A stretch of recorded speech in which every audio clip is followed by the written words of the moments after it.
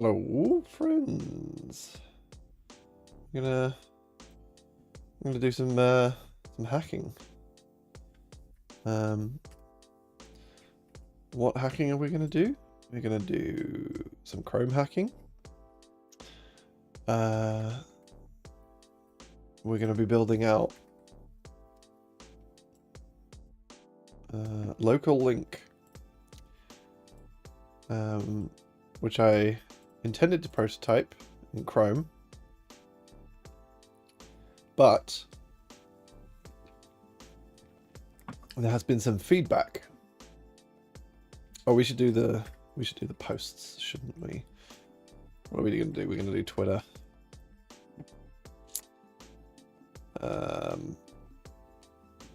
I need to pull up the stream, I guess.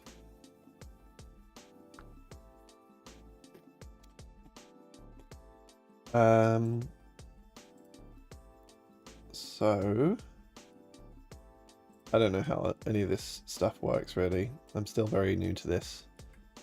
Where do we go? Creator something? Who knows? Go live. Here we go. Go live. This is the one. Right. Then I can find the video to copy, which of course is very difficult to find. Here we go. Copy.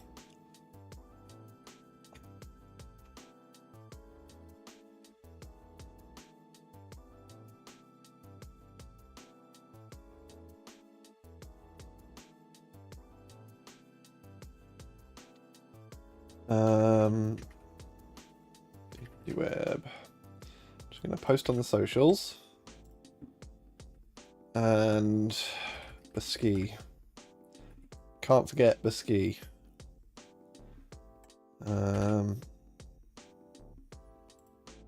There we go. There's old David Dance. Oh, there was my post. There we go. There it came in. Yeah, cool. Sure. Yep, that works. Great. David Dance. Cool. So now everyone knows about it. We can actually start working on it. Oh, I left my phone in the other room. That's annoying. Whatever.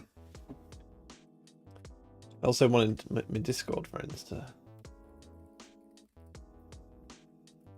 Discord's being annoying. Come on, Discord. You can do it. The little chat app that could. It's being annoying. Okay. Hold on. Discord.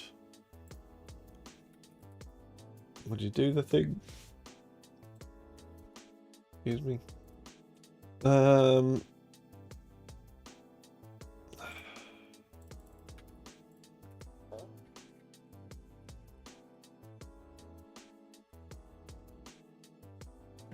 All right. Bosh, we are back. So I did a little I2P. Here's my I2P. It says I'm going to work on it. I'm going to work on local link, and this gives me the right to work on it. It doesn't. It gives me nothing. But Jeffrey Eskin, wonderful person, said local link should have a more precise name, and I agree. That's a good idea. Jeffrey says maybe we should do some other things as well. Maybe we should do same site link, same origin link, same page link, same fragment link, maybe same path link. And I was discussing this with my colleague, Manuel, and we were thinking about the use cases, and we were thinking about how to handle some common strategies that people do when styling links. The big one for us is if you have a list of links, say for example this list of links right here, you've got code, issues, pull request actions, project security, and insights. Now each of these if you look at the URL in the bottom left corner of this window, this is W3C CSS Week Drafts, CSS Week Drafts Issues, CSS Week Drafts Polls, CSS Week Draft Actions, Projects, Security, and Pulse. So all of these we could style as local link to,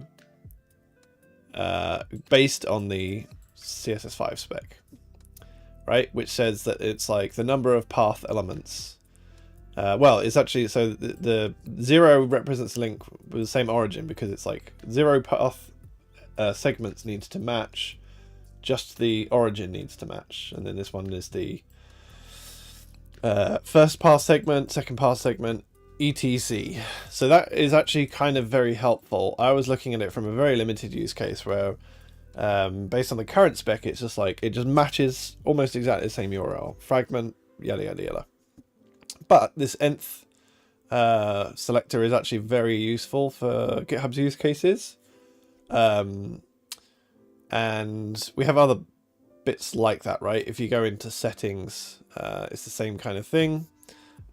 Settings has the same or the similar thing.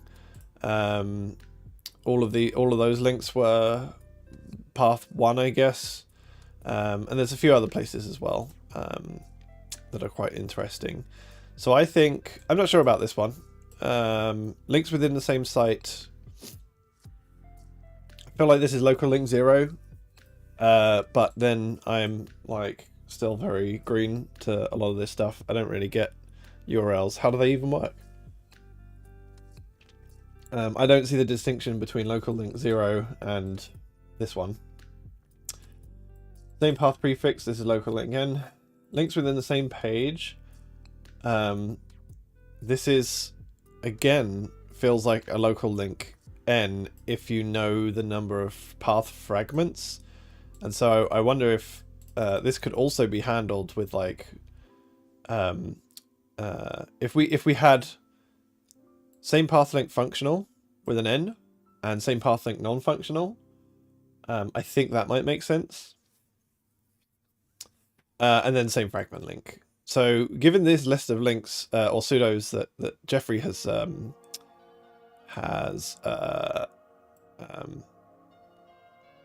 presented here, I personally think we could just do same path link and same path link n and same fragment link, and I think we'd get away with it. I think that would be sufficient to cover almost all the use cases. Now the I2P kind of gives us flexibility here, right? Like, I'm not saying, I mean, it does mention local link, but it's not like we have to ship local link, right? The whole point of this exercise is to find out what's realistic in the browser, find out what we can implement, go and implement it, feedback to the working draft, and come up with something that is like more tenable. So with that said, let's swish branch to add, what are we saying? Same path link? Same path link.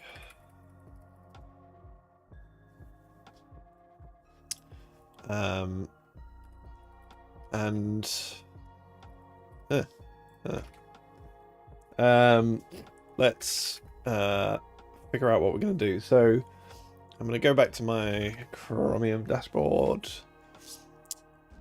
Recently we merged that has slotted. I'm going to crib off of this for some starting points because I cannot remember what is needed. Let's make sure that we're fully compiled. So at the very least, we're going to need a feature flag, and the feature flags in Chrome are in a file, and I am talking very slow because I'm stalling. Where are they? Where are the feature flags? They're in this runtime enabled features JSON.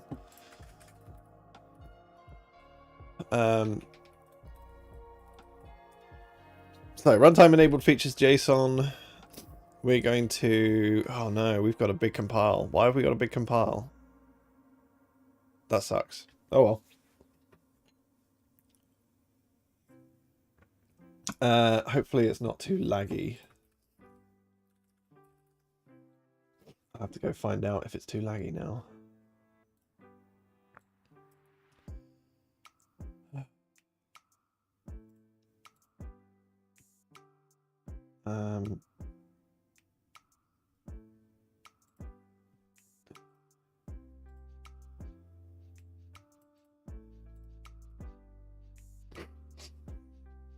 We're lagging out the stream is the question. It looks a little bit laggy. It's whatever. There's not much I can do about it.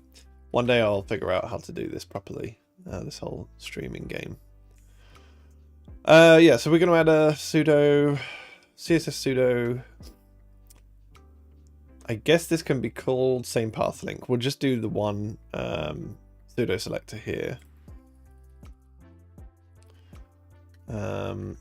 So for same path link and same path link n pseudo classes or links.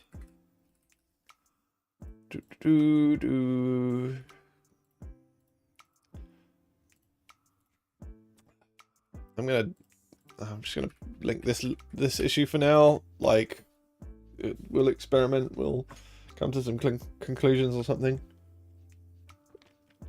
This is on the agenda,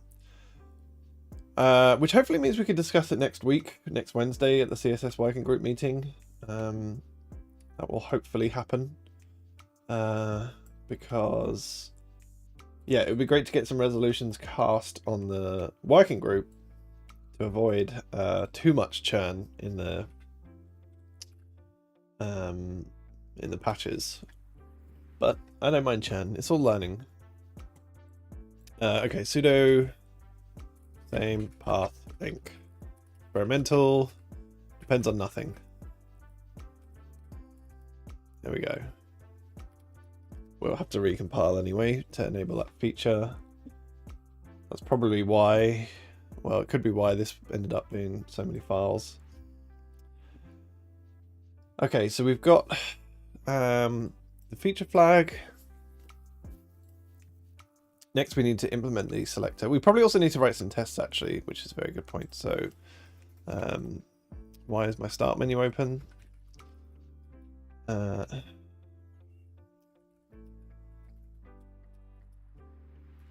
So the tests are going to be in selectors, was it? Selectors level 5, so selectors. There's no, oh, it's all in selectors. Same path link. And let's, it wasn't same path link, it was same path link. Just like, does this actually make sense as a, should be same link path, and then it could be same link fragment and same link page. I don't know. Continue to bike shed.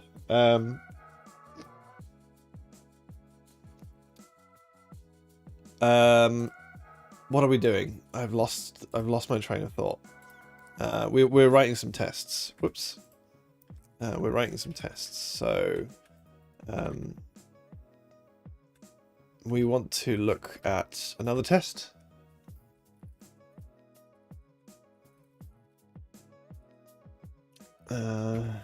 Same path link selector. So the WPTs,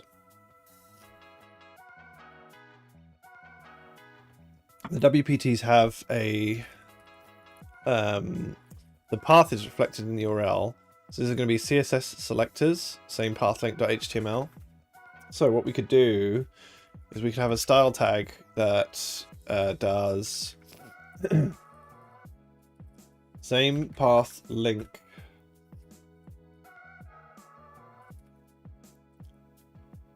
Well,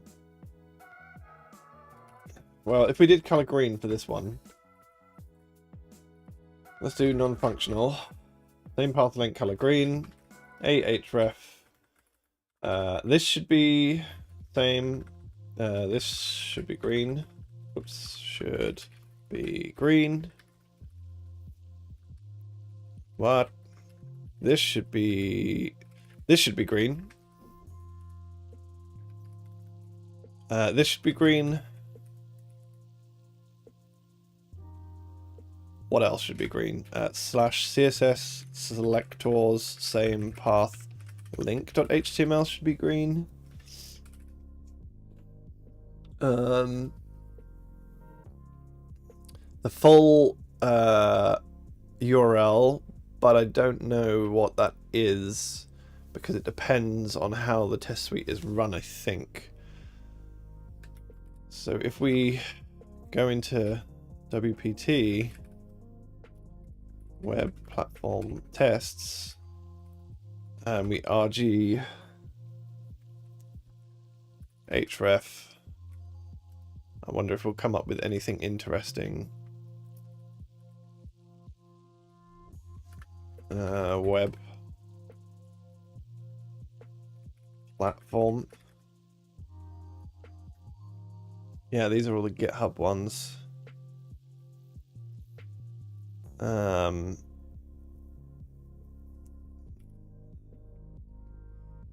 Could be that it's on HTTP.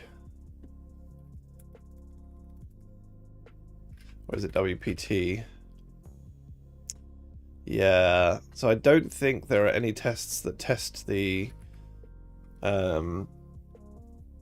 currently visited domain, even though it is like, I guess it's different, right? It's different per, because if you're on wpt.fyi, that's going to be different as well, right? We can see, like, is this even going to have a different path? That's wild if it does. Oh, this is going to have results.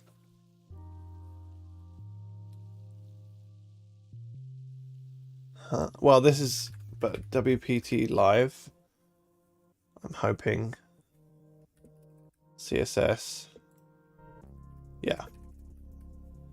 Yeah. Cool. So this is an example of what these are going to look like, right? Do they have a target? No target tests.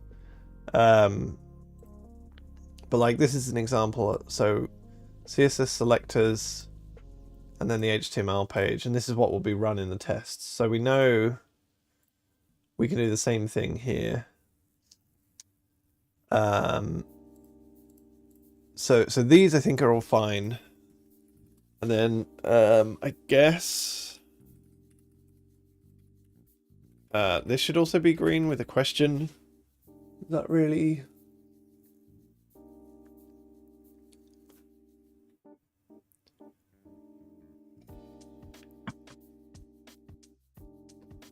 I'm starting to think. Whoops. Same link path makes more sense, especially if it's n, like this.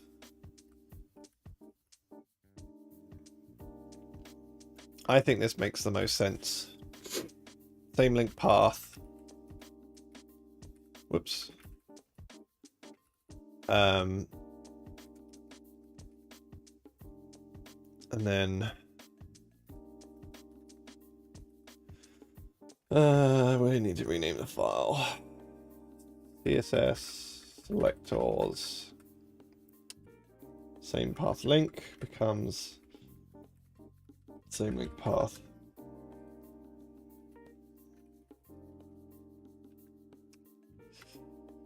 Same link path, and then this should be same link path, and we'll just recompile everything for fun.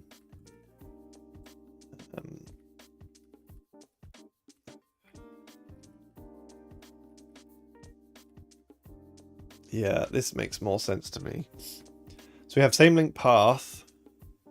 These should all, I don't think this should be green. I think if we change the query parameters we should do a different selector, like same link query. And we're also going to add a color blue. We can say slash should be blue. Slash CSS should be blue. Slash CSS slash selectors should be blue. Question mark should be blue. Whoops. Foo equals bar should be blue. So these ones, let's separate them with a new line. But those ones are the ones that have a differing overall path. Well, they do have the same path, don't they? So maybe these ones should be green.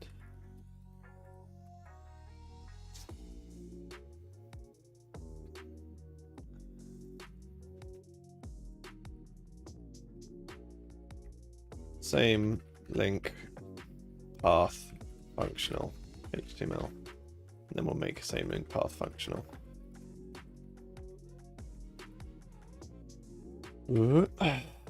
Same link path functional selector. So let's do 1. So this needs to have at least one. At least the first segment needs to be the same, which means that actually it's quite simple because it means all of these should be green now, apart from this one. This one should be blue. But I think the rest should be green. So this should be green, green, green.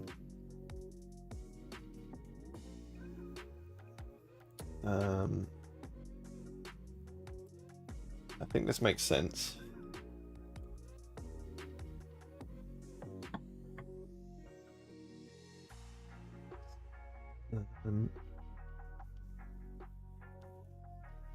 Yeah. So this will basically reload the same page, as will this. This is a no op.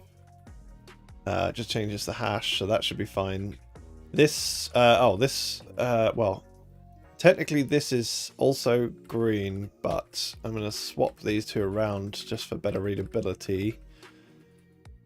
This doesn't change the path. This changes the path, but it matches the first segment.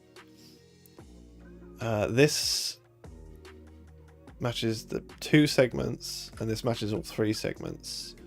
And also let's do 1 HTML, and this can go in 1. And I can't remember if I wrote this file, but we're going to remove it. And we're going to do 2 HTML. Fucking spell HTML. And so same link path 2 needs to match 2 path segments. So all of these, well, this one won't be true. This one will be blue because that won't match. These will still be green, but then also this CSS scoping should be blue. And let's chuck that in here as well. This should be green. And in here, it should be blue. So this says, what one's this? This is 1, and then this is 2. So this says 2 path segments. 1 path segment. So this needs 2 matching segments. This is going to be CSS selectors same path functional 2, so it's got 3 matching selectors. This is the same thing, so this should be, well, is this going to blow away the, this is probably not right, is it? Because this will match up to the nearest slash, so I think this should be blue as well.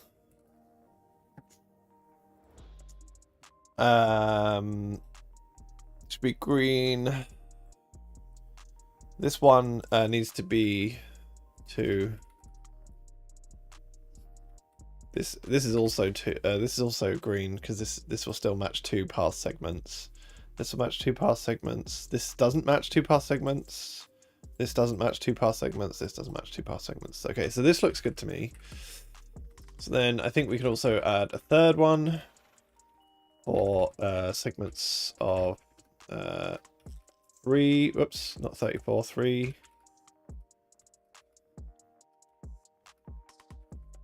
And 3 path segments would mean, oh yeah, this, well, if this is 2 path segments, yeah, I think this would match. 3 path segments, this wouldn't match now, because the 3rd path segment, this will pop us up to the directory level, right? And we've got like 1, 2, and then 3, and the 3rd one is the file. So I think this would be blue. Do I have a link for the specification that I'm implementing? Yeah, great idea. Yeah, kind of. I'm implementing local link, except that when I made the intent to prototype, Jeffrey reached out on the issue tracker and said, I don't think local link's the best name. Maybe we can think about other things. Like same origin link, same page link, same fragment link, and same path link n.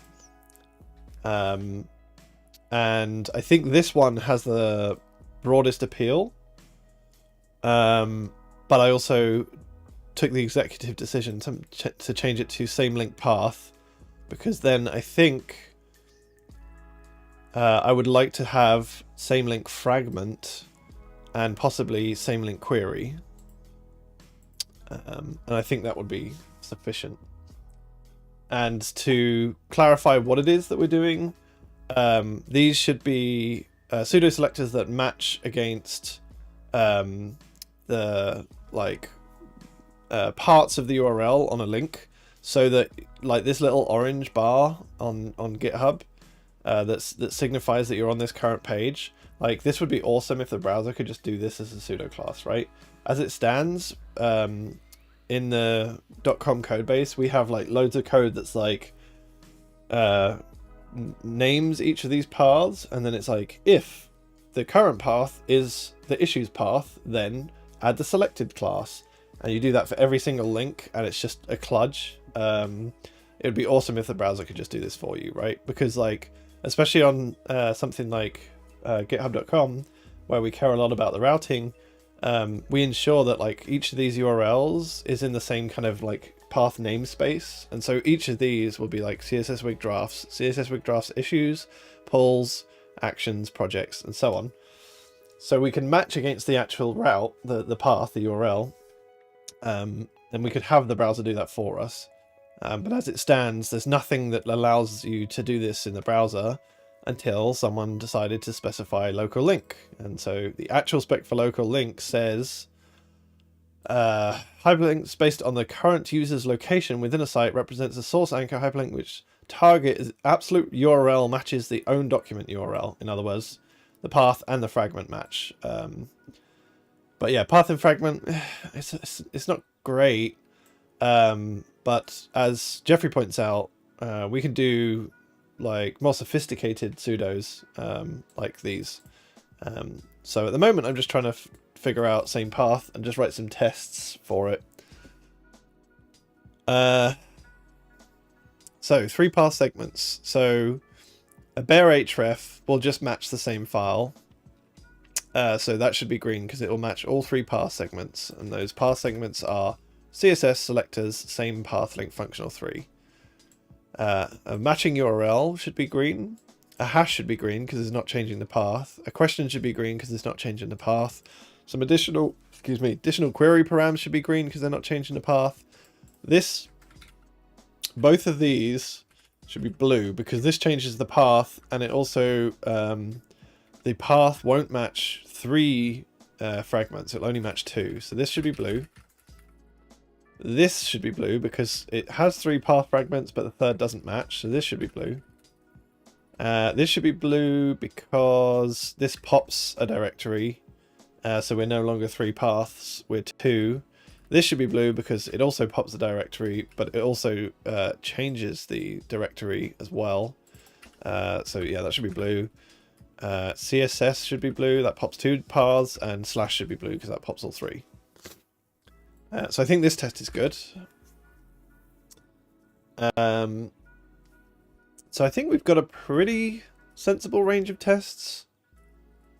We could do 4 and 5 and 6. The problem with those is that we would need to somehow make more subdirectories.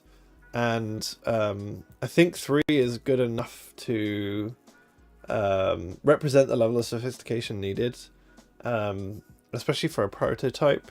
Like, we could consider adding more tests. There definitely will be some tests that we need to add to do with invalidation. So I'll add an invalidation HTML. And what we can do with the invalidation HTML is pretty much take all of these tests. If we add like 2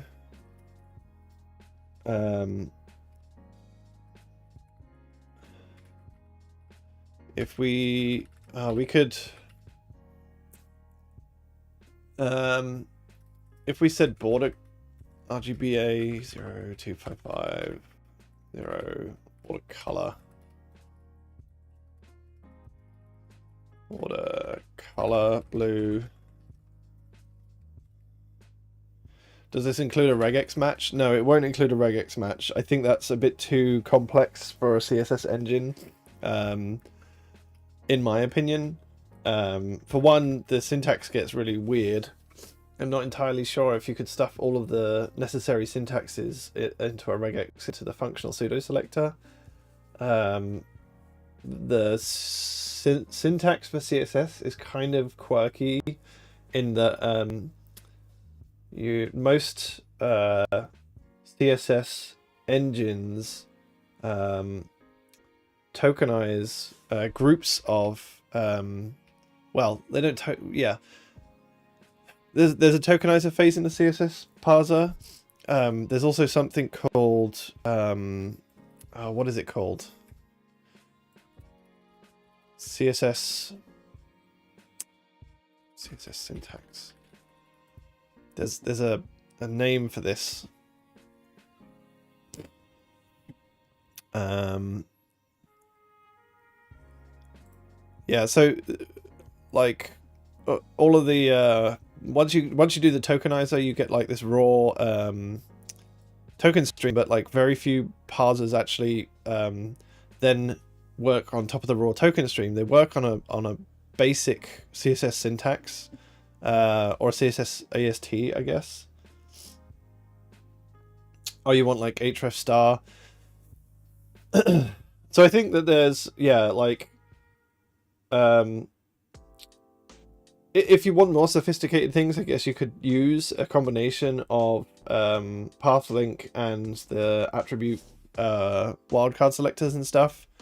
But I think this is just a functional pseudo class, right? So there's a limited amount of syntax that we can put in here.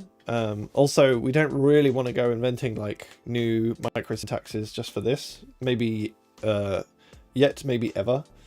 So I think it's a good idea. I think it's like something worth exploring as we think deeper about this problem and like think about more sophisticated use cases. But I think in my opinion at least, this functional pseudo selector is like the MVP, right? Where it's like we just want to match on path segments and we can just do basic equality. It's very cheap for the engine to do this.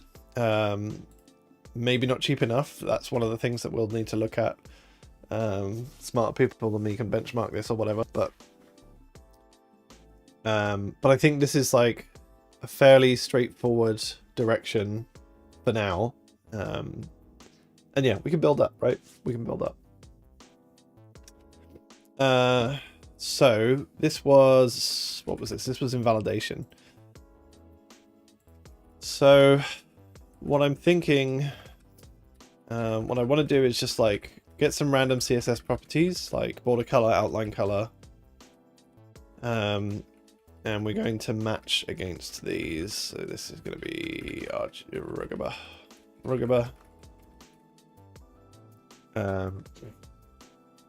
I guess this could be, I don't know if it's, I think it is Rugaba that comes back as a computed color.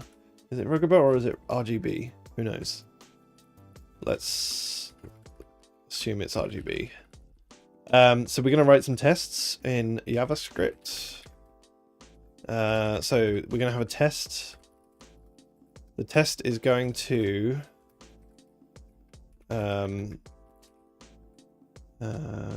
we're going to have a basic A. It's going to be my link. I'm going to say my link ref. I'm going to change my link ref.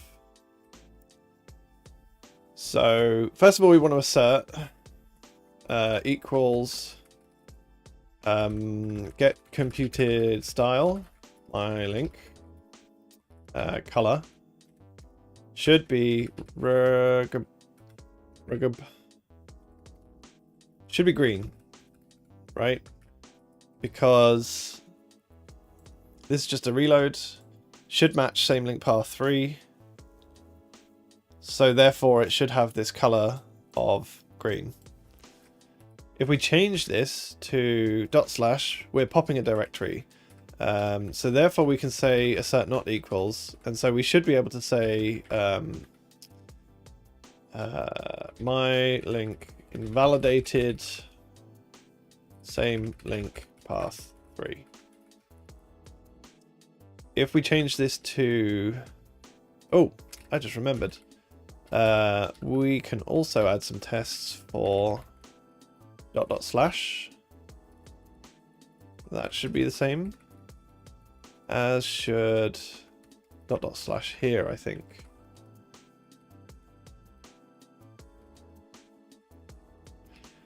Yeah, so .. So we also want to assert that the border color is green. Because we want to assert that we're matching same link path 2 and we're matching same link path 1, and so we should also see outline color be green. And then all of these change, right? So this outline color, so outline color is on same link path 1, so still valid for same link path 1. And border color still valid for same link path 2. And then if we change it to .. we're going up a directory, so we'll be in CSS selectors. Will we be in CSS or CSS selectors?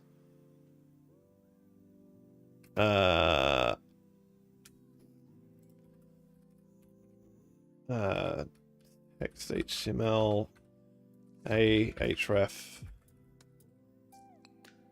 link. That doesn't look right. Data. Why doesn't that look like data URL? Have I stuffed up the syntax? It is early morning. Well, it's not even early morning, is it? It's like 11. Colon. Media type, comma. This isn't going to help at the fall, is it? What is the ref? It's just still ... That's not going to help me at all. I'm going to sit on that one.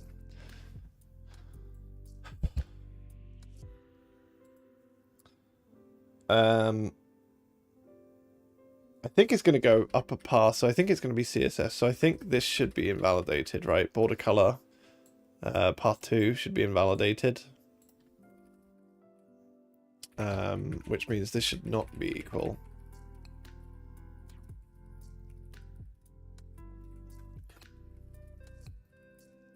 We don't need these. But this should still be equal for same link path. And then if we did slash, we should see this is not equals, which means this is invalidated. And then we can return to I don't know what I did there. We can return to an empty ref and see that these are all equal. My link invalidated or same link path 3. Whoops.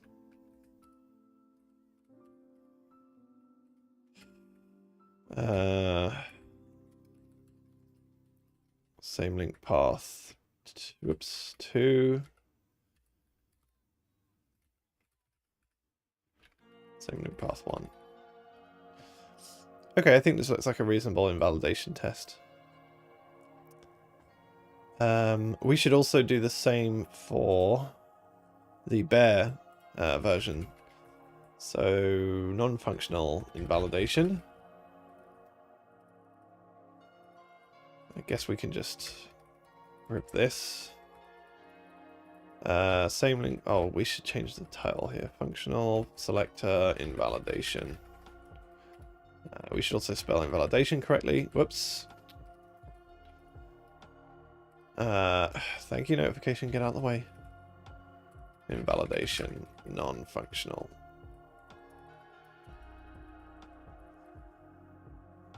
So this is going to be just one of these. It's going to be non-functional, so we don't need these. Border 2. Whoops, too many. Oh, did I miss one here? This should be outline color. Should this be invalidated? Yes. So, do you know what? Let's shrink in this window. We don't need all that space at the bottom. So what are we going to do here? We're going to... This is going to invalidate. Because the path is different to a degree. Then if we set it back... we should say this is equals. Yeah, I think this looks like a good invalidation test as well. Cool. So we've got a test suite ready. Sadly, the browser is not ready. The browser is still cooking. Yeah, compiles take absolutely forever. Especially in Chrome. I could probably compile Firefox in the time that it would take for this Chrome build to continue running. But whatever, I shan't. Let's think about how we're actually going to implement this then. So going back to this CL, we can see we don't need the inspector trace event stuff, I think. We will need to look at selector checker. And so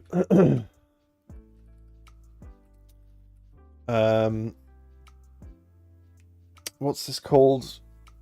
Same path link. So these are all, I think, in alphabetical or not. Why are they not in alphabetical order? Whatever. Checked. Indeterminate, pseudo root dir. Dialogue in top layer. That's interesting. Didn't know that was a pseudo class. Or is it an internal one?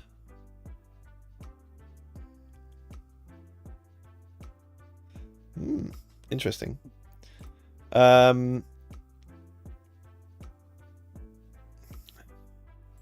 What is going on there? Why is that needed?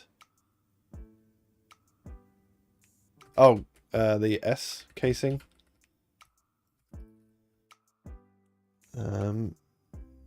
Anyways, I'm getting distracted by reading code rather than writing code. We need to... what I would like to look for is the pseudo target. I think it should go around here. If it's not in alphabetical, it makes sense to put it with all the other link stuff, right? So this is going to be pseudo same link path. Pseudo same link path. I actually don't know what this probe is for. This probe, oh, so these probes are for DevTools. This will be called, this effectively will probably call out to a DevTools function that then lets the DevTools force the pseudo state. So you know in like Chrome, in Chrome, wow, that was jittery. In the DevTools window, which is now a separate window for some reason. Nope. So this button here, well, actually very specifically this one, this target one, this is this. So this probe calls out, if DevTools is open, it will get an event or it will be able to override this somehow. And this checkbox here, if this is checked, presumably it will flip this boolean. We don't need to do that right now. We'll maybe do that one day, but so we don't need this. So CSS target. Right, so let's go look at CSS target.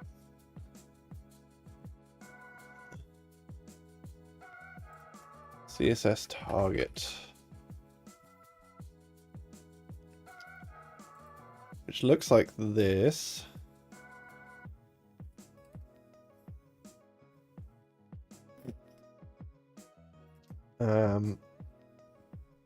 So yeah, I think we're probably going to need to store some more information here for paths, perhaps. But I'm sure the document has a URL. Well,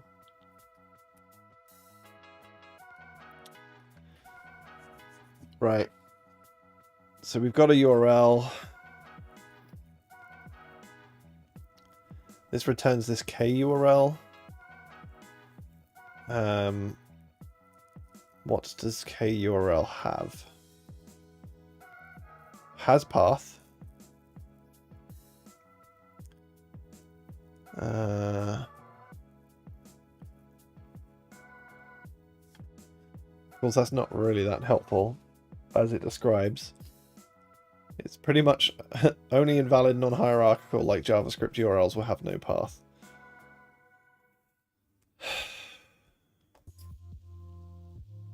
Is standard.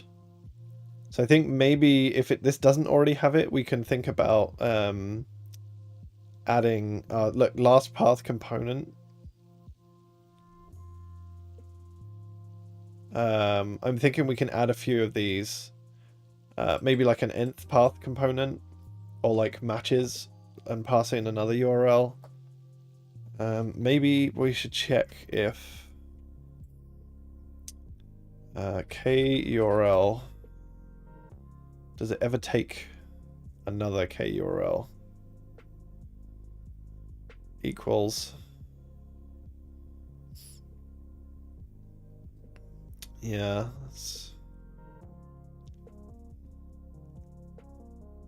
I mean, this is a quick check that we can do. Like, we can say, like,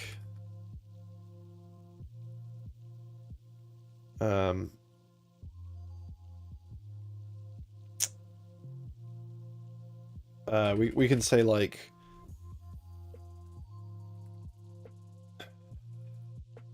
so well, the first thing that we should think about as well is if this is an A, like this, but also maybe we should say auto, whoops, auto, I think we can do a dynamic too, HTML anchor element, because I don't think we want like same path to work for like video tags and stuff, right? Maybe that's another test as well, is we want to ensure that like image tags, video tags, they shouldn't apply to this. Maybe they should. Maybe there's a good reason to do that. I can't think of one, but let's assume for now that it's going to be anchor though. Whoops, anchor.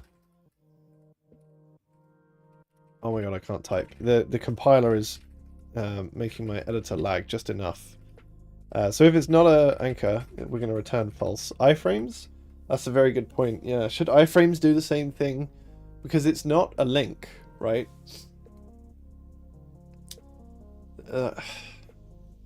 Maybe this is where we should bike shed more on the name, but the name of the selector is like same link, and an iframe is not so much a link as it is like already loaded page. I could see this applying to forms as well. Forms have an action, and they are maybe closer to a link than an iframe.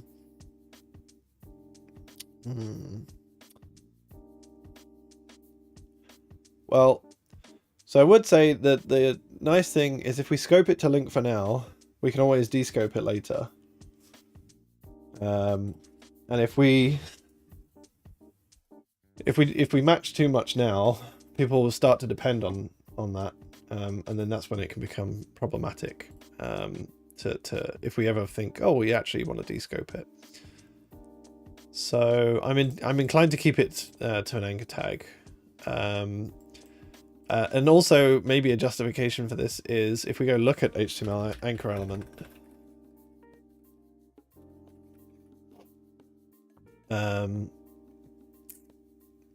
HTML anchor, well, there's a V8 binding. Wild. That's not what I want. Maybe it's just a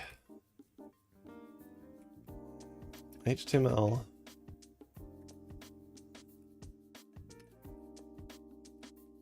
Hey, there we go. So we might have some interesting stuff in here.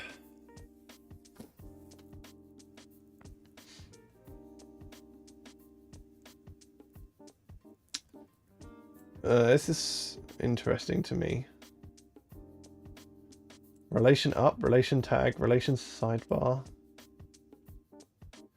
So this, I guess, is the bit mask for the rel attribute, but it's inspiring because I wonder if we could set up a bit flag or a bit mask for the various levels of path. So this returns a KURL, which is very handy.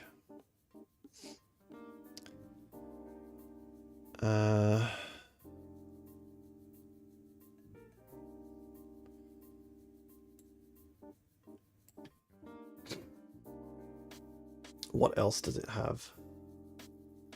Legal, navigate. Yeah, it doesn't have much other than the KURL piece.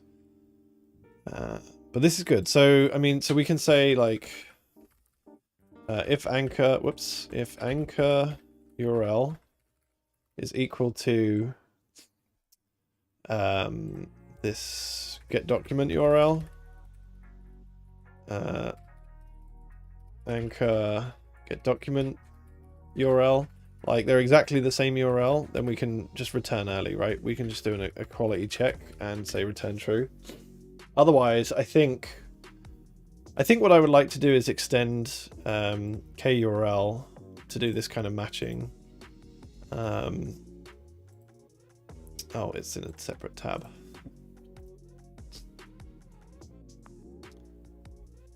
So we've got this URL component. I wonder if this is the interesting bit that we need.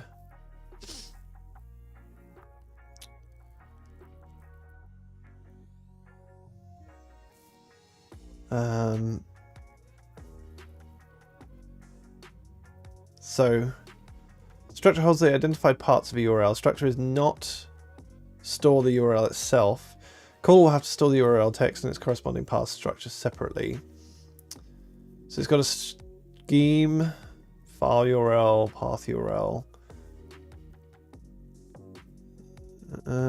path. Returns the number of characters before the given component if it exists, or the component should be blah, blah, blah. This might be helpful for quick checks, because we can do the same kind of thing, right? We can say, like, if we said count characters before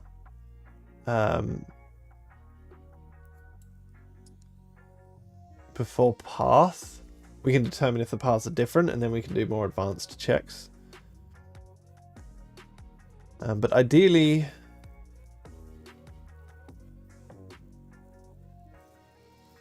there'd be some easier lookups that we can use.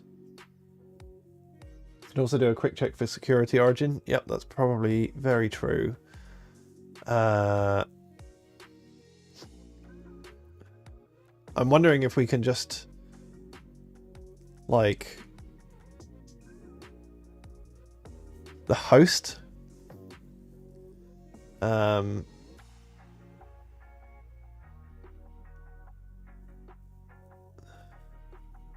length is 0. Interesting. Yeah, I want to know if we can check, like, everything before the path would be very handy to see.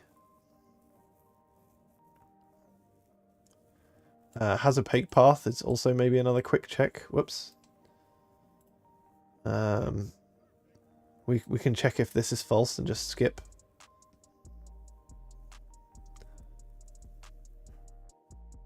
Yeah, there's some interesting pieces here as well.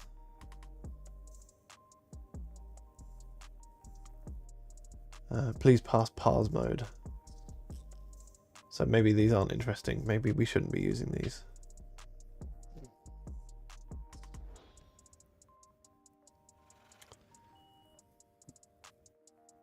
There's a test for that on KURL, security origin. Oh, on KURL you were saying. Let's open up another tab and we'll keep KURL open.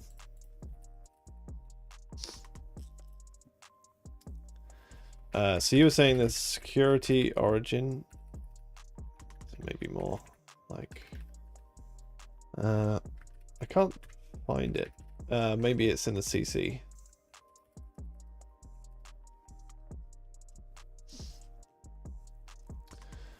Oh, I missed it.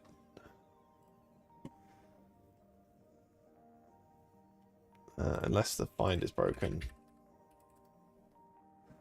No.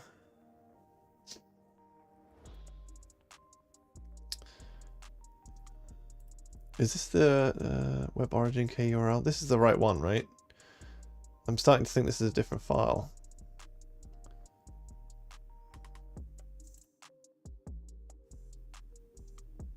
This is the same file, isn't it?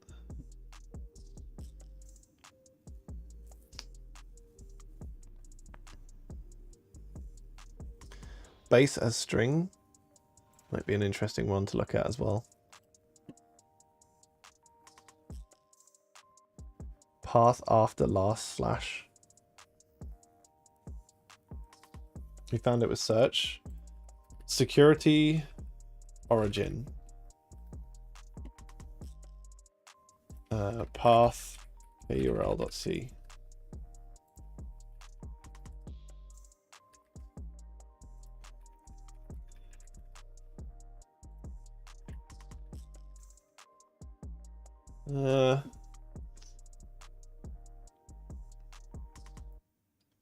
I can't find it, Pascal.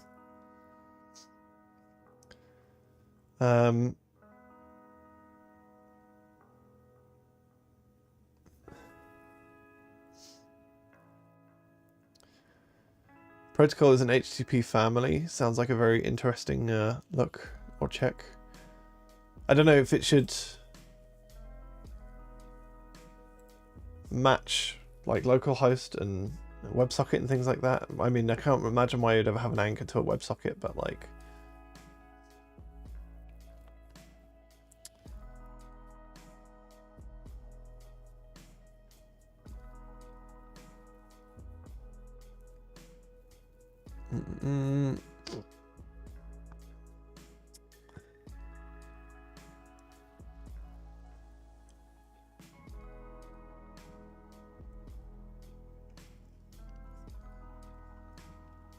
What on earth is an iDNA 2008 deviation character? That's wild.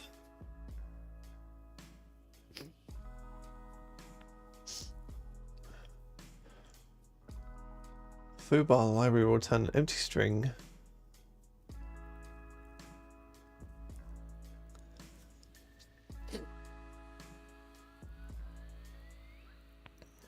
Yeah, I think we want to match like protocol and host.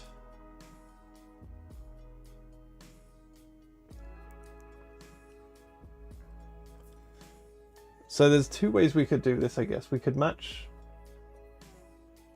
We need to double check that the origins are the same. Because that's sufficiently different that it should no longer match. I would love to just be able to... I almost want like a URL with a stripped path and then just assert that those are the same.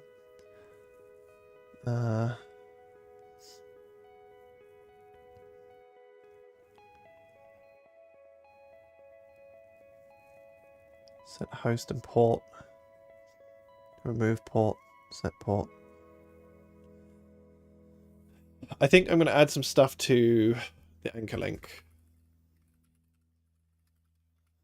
I think I'm going to add some basic Boolean returning functions that just assert that the URL is like on the same page and stuff. I can't see the full file name. There we go. So like URL, okay, URL, ref URL. So maybe we should have like a bool URL is same origin.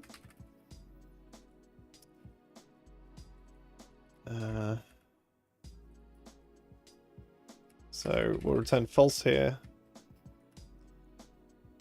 We'll return and we'll get the KURL doc URL is this get document URL, I think it was. Yeah. And we can say return ref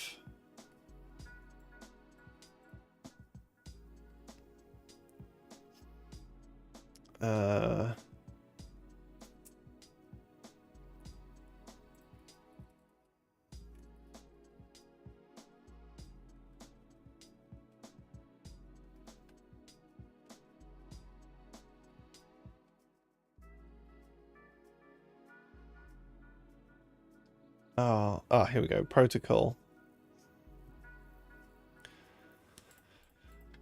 Ref protocol is the same as doc URL protocol.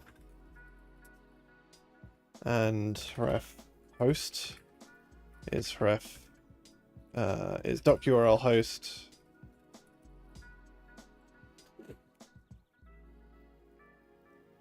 And the port, do we want to do pass and user? Seems wild, right? I guess.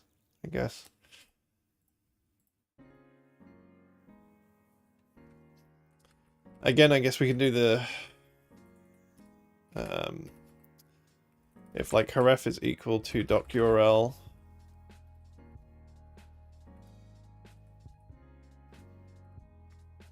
It's lunchtime here. Have fun. Check in later. Enjoy lunch. I'll still be here, I reckon, for the next hour or two, at least.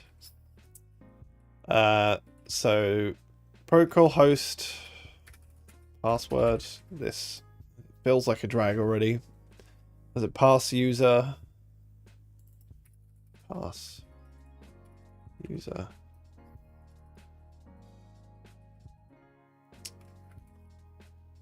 That's totally wrong. This should be pass. I'm going to split these out on new lines, I think. So pass is pass and user is user. So there's our URL, same origin. And then we can just say like URL is same path. It's maybe oops. Maybe have a number of segments that we can break it up into.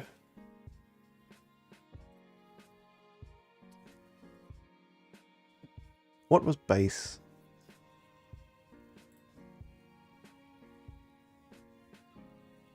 String view. What does this return? Path after last slash. Oh. Base is probably the thing I want, right? It gets the whole string of the URL from the 0th position to the path after the last slash. Well, the path after the last slash. Yeah. We almost need like a path after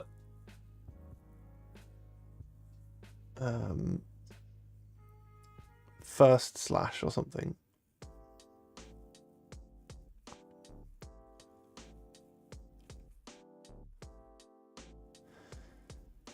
Parsed path. So count characters before.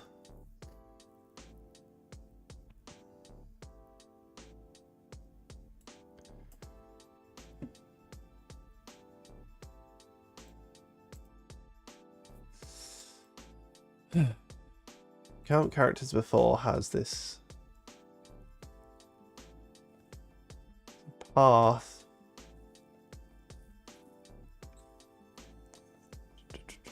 I wonder if port.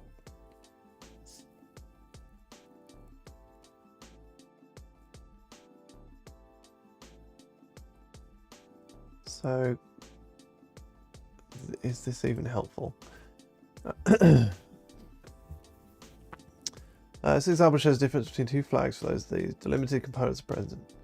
Port and query, one that isn't the reference. The components in this flag effects are marked with a star. There is no... Oh, right, the stars are here.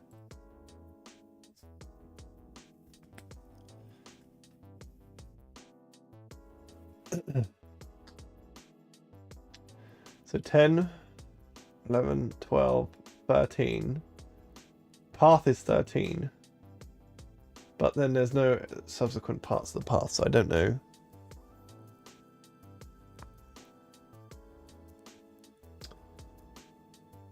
I'm going to assume...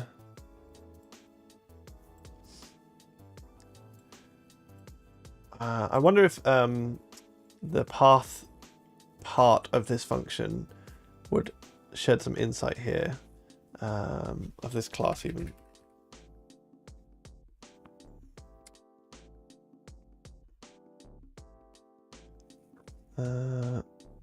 Has path says parsed path. parsed is a URL parsed, which we're back here.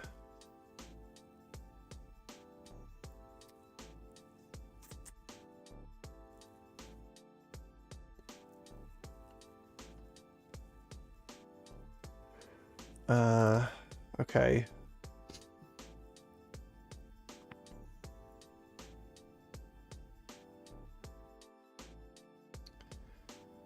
Path.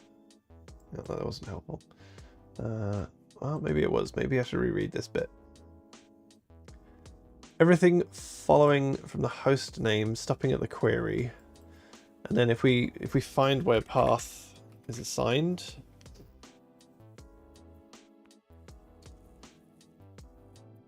Parse path. Find query and ref parts.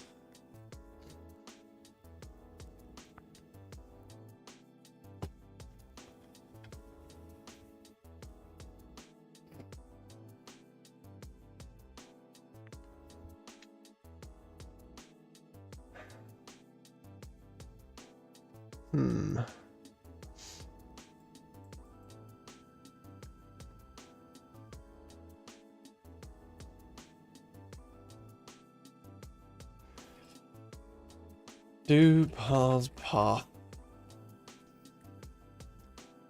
Oh, lost it. Right, so this says start at character 0. I guess the whole length is just stored. Trim scheme begin, which comes from where? Oh, it's 0. Okay, so this just trims it. If it's empty, extract the scheme.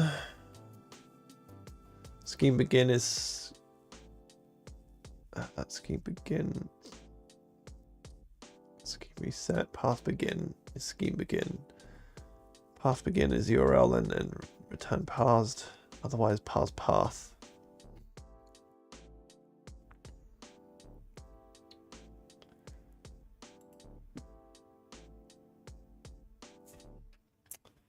I feel like this. We should be able to say.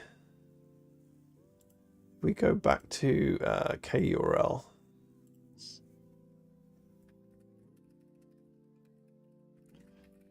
Whoops. Path.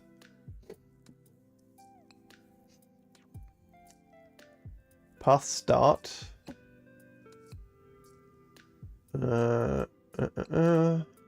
Unsigned. This is very. This is what we wanted the whole time, I think. Count characters before path false. Yeah. Okay. So, where is this used? I want to find an example that we can crib off of host.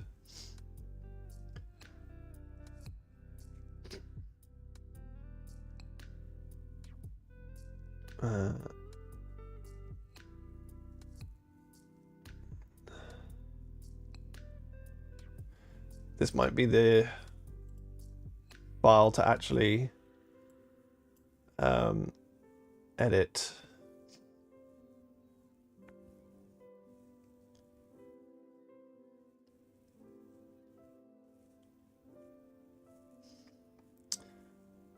Yeah, I'm kind of tempted to stuff all of this in here instead. What was this?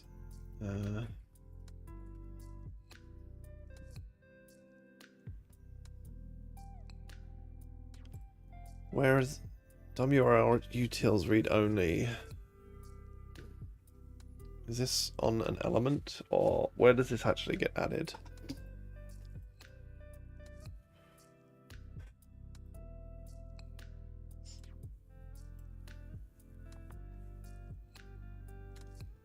Worker location.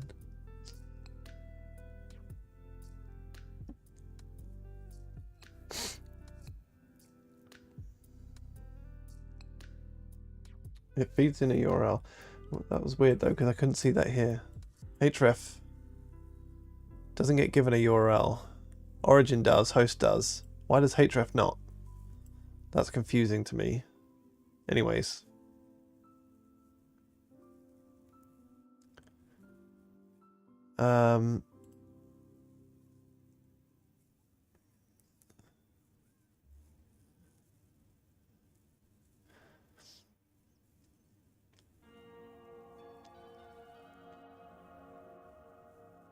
This kind of looks like what we want, really.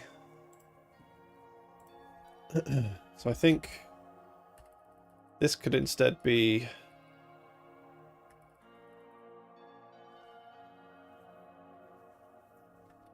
I think we could get rid of this.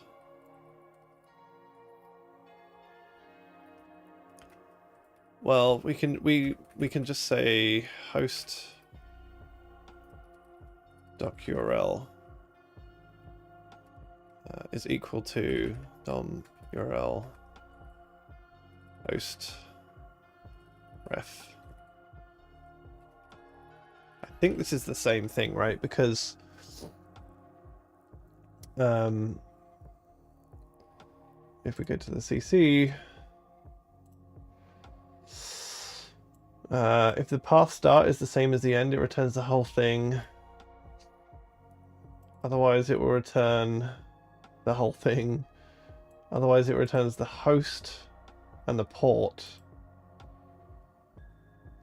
So I feel as though this should be sufficient to do everything that we did before. Because the host...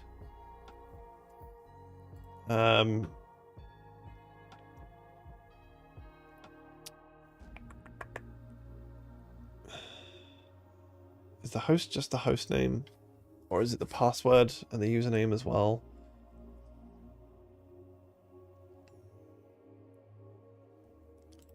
We should look at the spec. The spec will help us.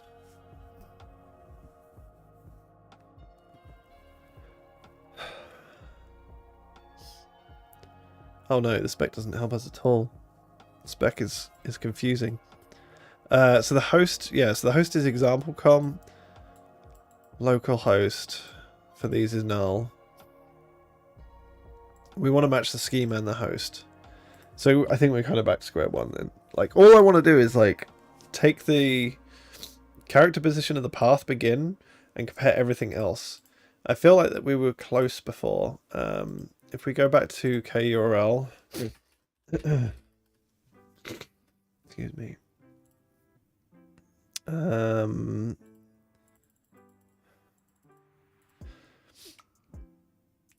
Was it KURL? Was it begin here?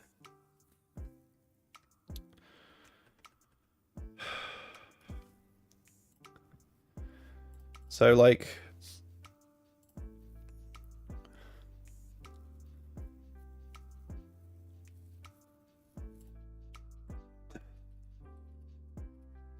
scheme, host, and port should be so there's KURL. There's a path. Get path returns a string view though. We want the parsed.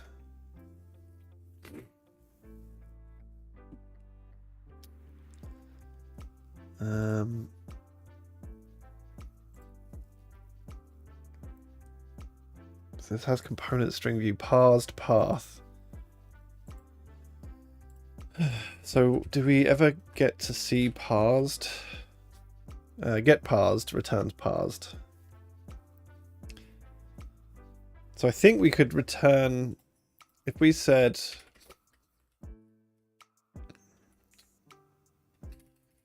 parsed, wait, href,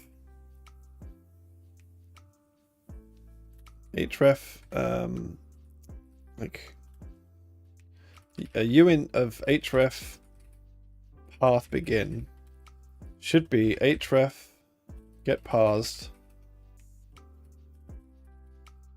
path begin. I'm pretty sure this should work because get parsed is going to return this parsed, which is a URL parsed, which has a component of path, and path component has a begin, and the begin is a uint, or is it an int? Begin. begin is an int, so this needs to be an int. Why would it be an int? That's weird. So this will get us the starting character of the slash at the beginning of, like, it will get us this bit, right? We can just skip those. So if we get the document, I don't know if we need to check the doc URL is valid, because probably is going to be. If we said the doc URL path begin, it's going to be doc URL.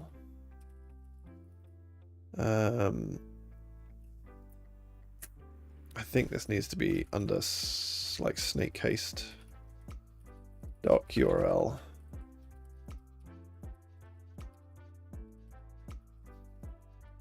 So we're going to get the document URL. Oops.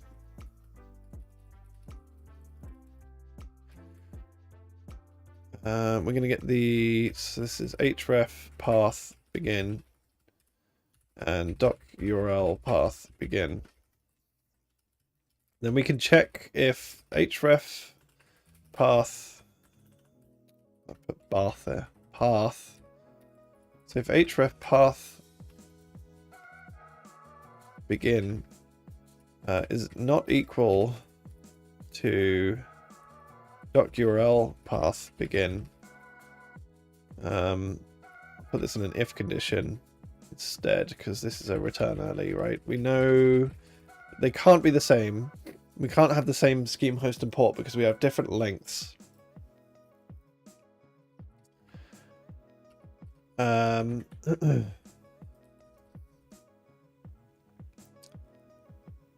we don't need this.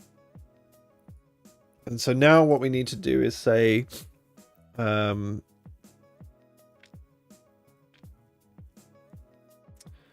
want a string view of the doc URL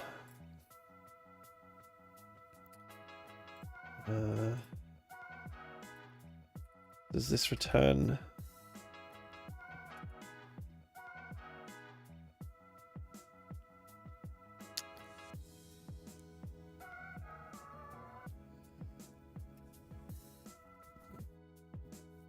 This only returns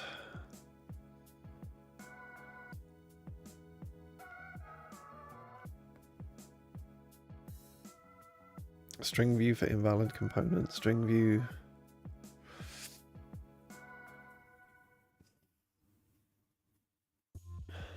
I just want to check the hull string.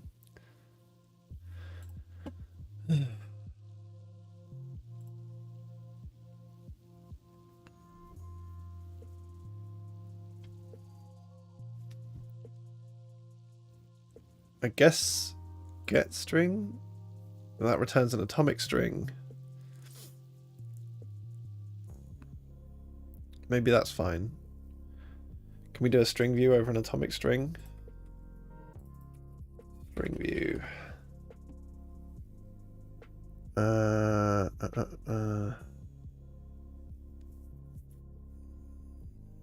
That doesn't look promising. Where was I saw string view earlier.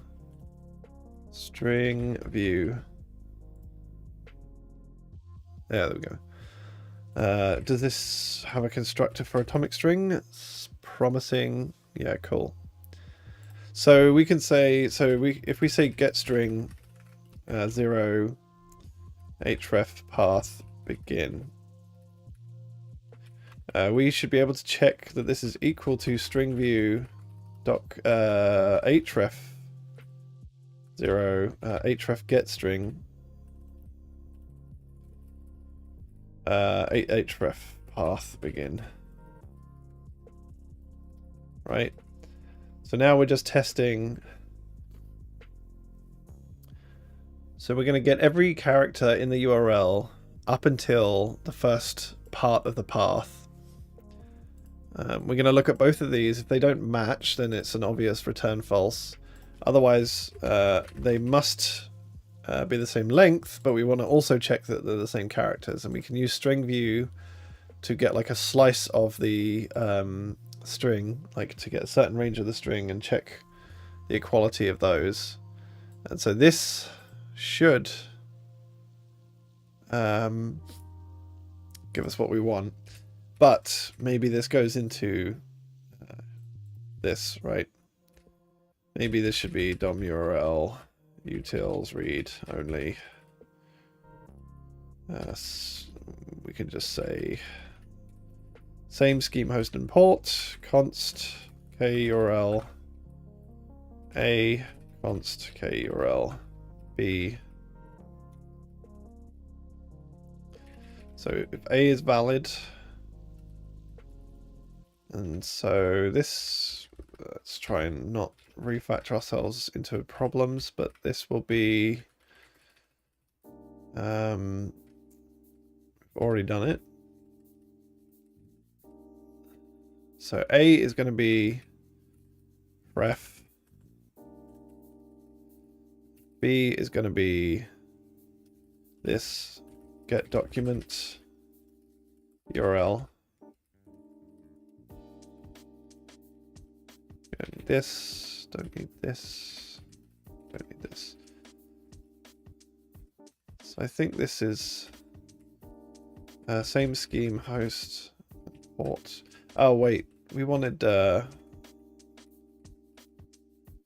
yeah, we'll figure out the segment stuff. So this should be, if not, return false. So this, then this is A, this is B. We can say A path begin, B path begin, A path begin, B path begin.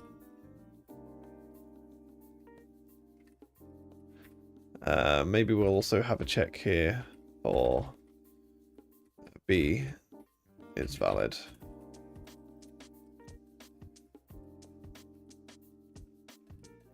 So if they don't equal, that's false. A get string, A path begin.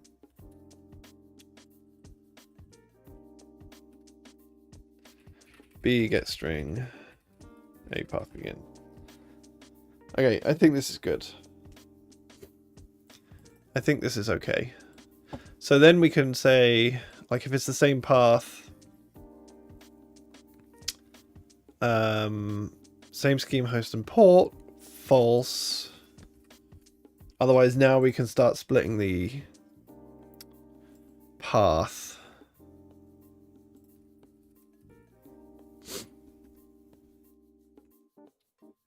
So the path is a string view. I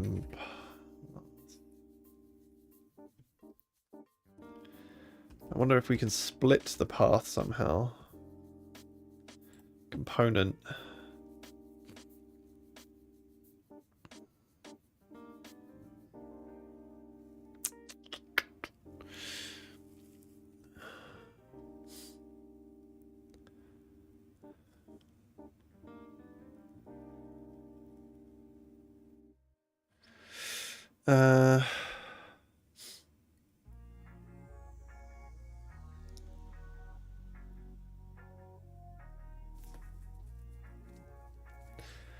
There was the last path component thing. Last path. Was that in KURL? Last path. I'm curious to know how this gets implemented, right? String view for is a valid component. Let's pop this up in here.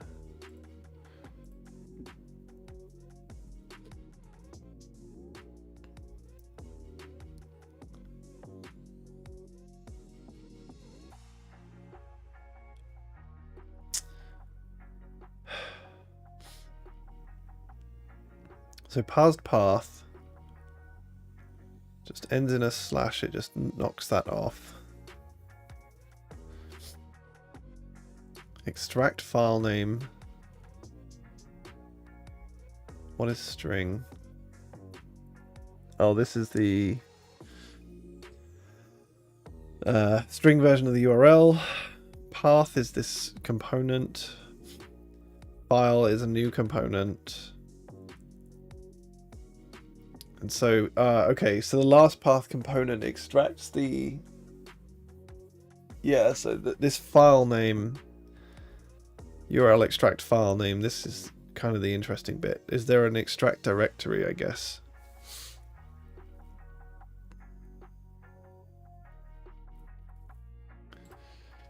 Extract. There's no extract directory. So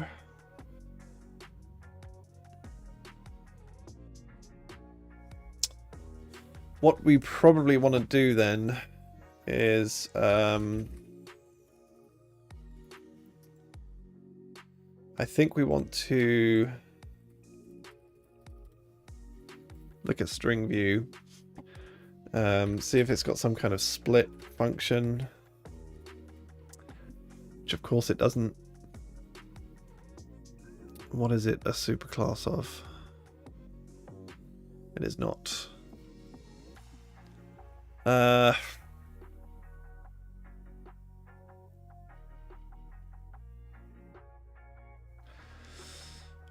Ideally we would be able to take the path and split it into all of the segments that have the slash, and then we could compare each of those.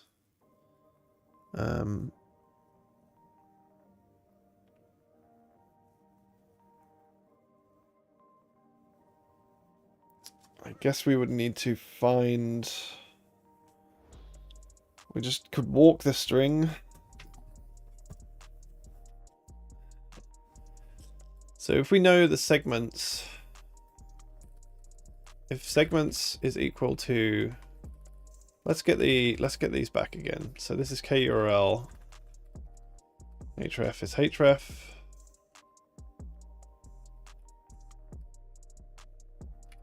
Yeah. This is doc.url.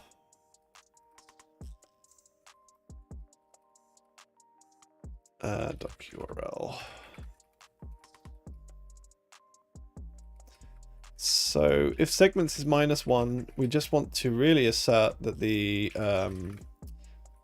href, is it get path is equal to doc.url get path. Otherwise, we want to do some kind of iteration and just count the number of slashes.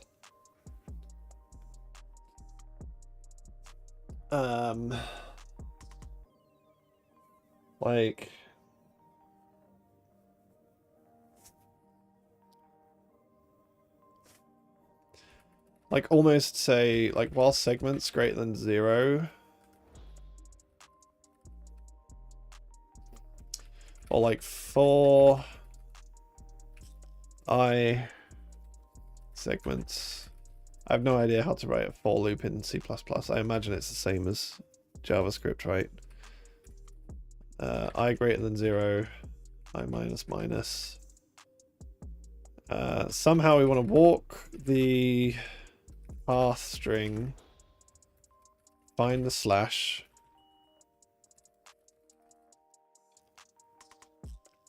when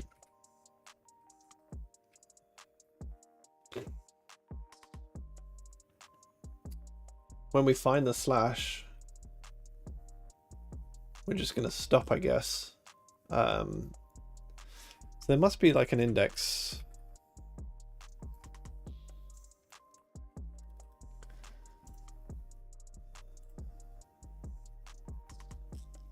String builder.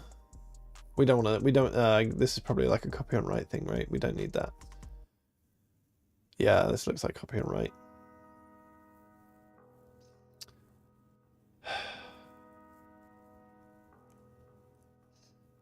We want to say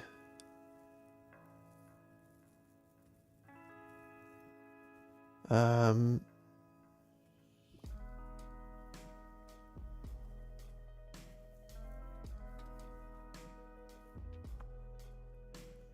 mean, this would be nice. I don't know if we can do this.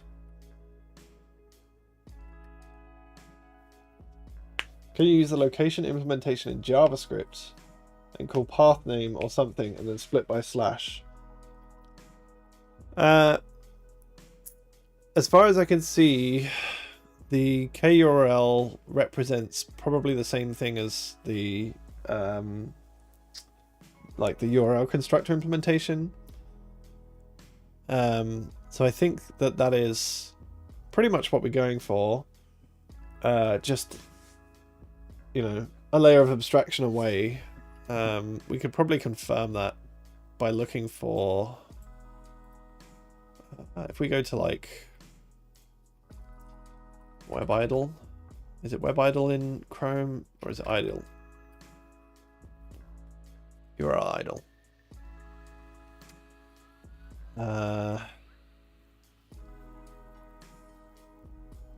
Cool, there's no URL CC. I guess it's this DOM URL. So yeah, this is using KURL, so it's probably using the same underlying store. And so if we look at like path, is it? I can't even see path here.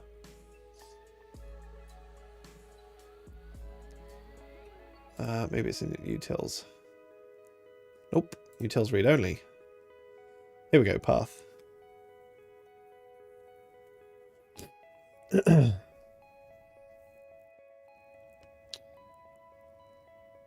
Host. Yeah, so this is just passing in the URL, the KURL, right? So we're using the same underlying structure as the URL constructor. They all seem to be using KURL.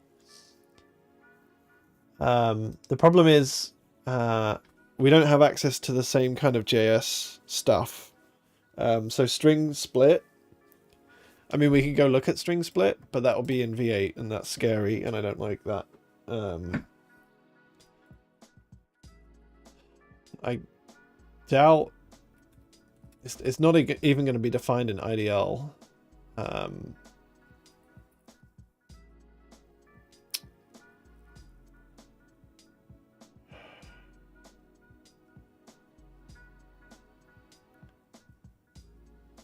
Yeah, I don't even know where it would be. Maybe this one. But anyways, I don't think we necessarily need to split because we can do something a bit more path name, you're saying? We can do something a bit more interesting because like if we just find the number of slashes and decrement our counter, then we're doing the equivalent, right? We don't need to split. Like if I were to write this in JavaScript, we could do something like it was there, the bottom one. Path name, this one. Can set path name. I presume you wanted the one in DOM URL. Was it read only? Path name. Yeah, so this is calling get path, and that's what we're calling. This is KURL get path. So we are calling the right bit of path, or the right bit of the URL. We just need to, like, we don't have the same utilities, the same kind of string utilities, so we can't call split. But what we can do is just call index of, and so I think what we want is a int of segment end, which is going to be, let's call it 0, and then somehow we're just going to say like do doc URL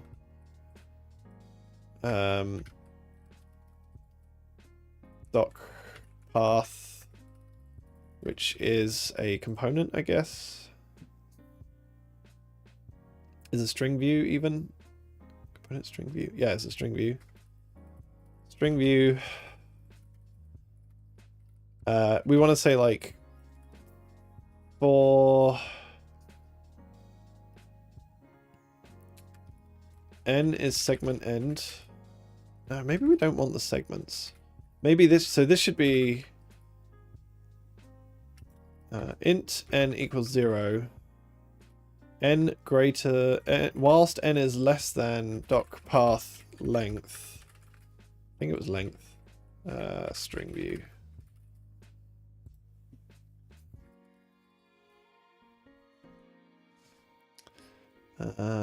Yeah, length looks good.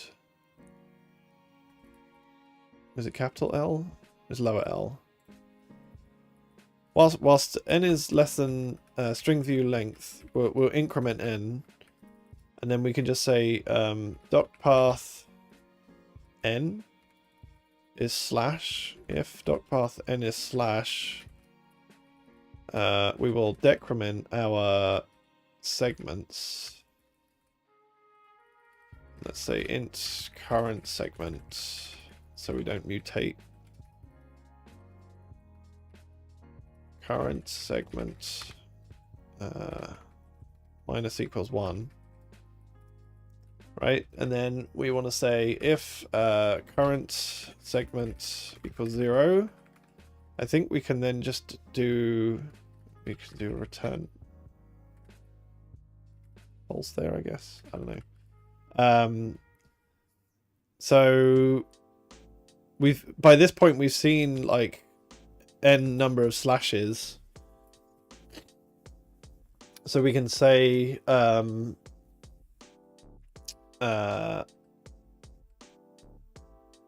segment end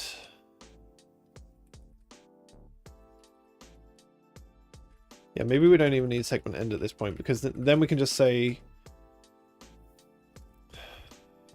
like string view doc path 0 n should be equal to string view href get path 0 n. I think this is true. So to go through all of this, we're saying if this is -1, str2k might be easier.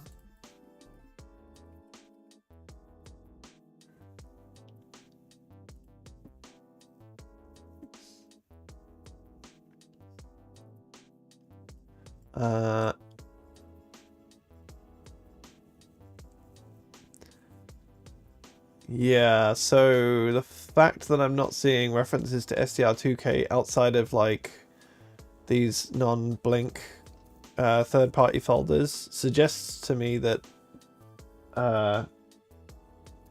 it's probably something not really used, and I would imagine that like it would get rejected for review. I don't know, maybe I'm wrong, but like if we would, let's do like third party link, is it this one? Yeah, this worries me, right? They're all their own like little snowflake code bases, these browsers. They don't use like standardized things, or very rarely, in my experience at least.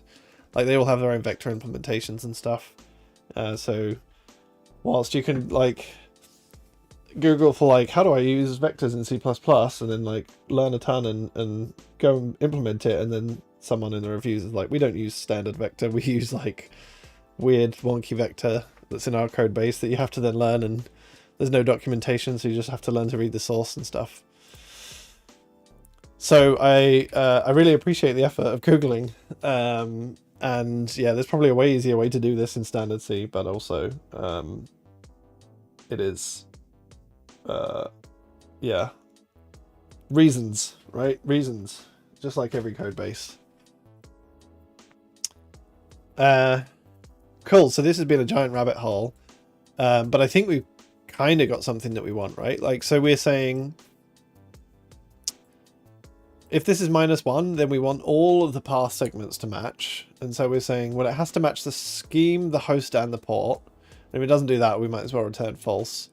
And then if it's -1, we're going to say the paths need to be equal. If it's 1, we're going to get the path, and we're going to walk path segments. And so we're going to say, well, we saw... So if we had a URL like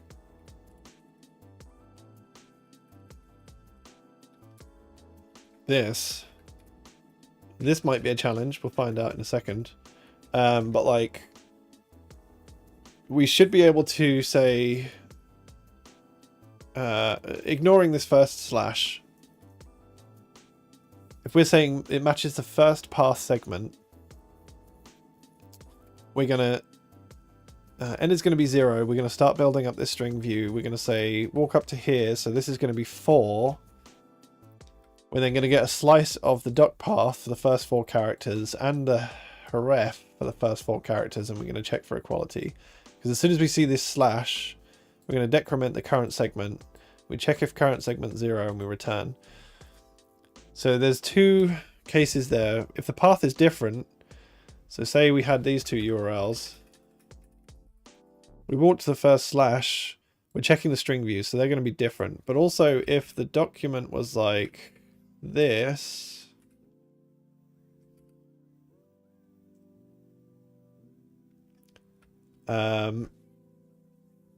we probably want to check the length. I don't know. Maybe we don't. Maybe we do. But anyway, this... So if we had 2 here, we're going to get this, right? We're going to get like 8 characters. And so we're going to check... We should definitely check if string view... no. Where is string view? I just want string view. This one? I think it is.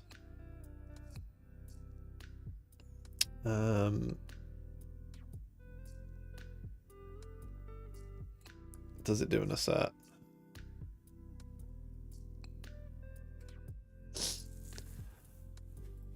Length.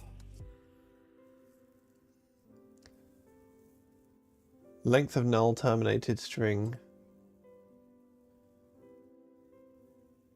Checked cast. Whilst length is not. I think we can get away with having a longer one. Just glancing at this code, I think we can get away with having a longer one. We'll see if it crashes a bunch. But if we check this, these are obviously going to be different. We could do a length check, I guess. Like href get path length. Should be greater than equal to n.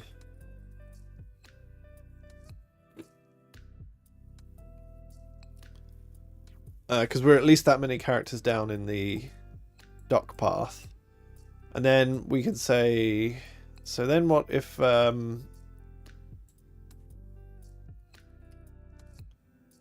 like the actual URLs that we had, oops, CSS scoping. So if we had a one path segment, we want to just check CSS is the same. This would also be okay, right? Because we would be walking up to this one path, decrement. This length would at least be, the href length would at least be this long. And yeah, this looks fine. And then if it was the other way around, the same would be true, right? So I think this is good. So popping the stack in that long rabbit hole, if the same path, what we can do is we can say, we can now just simplify this massively by just being like,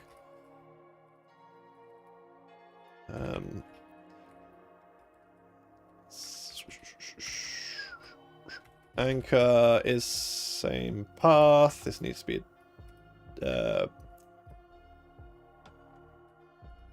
this needs to be one of these. This is going to be -1. return. Yeah, I think this is now it. And then for the functional variant,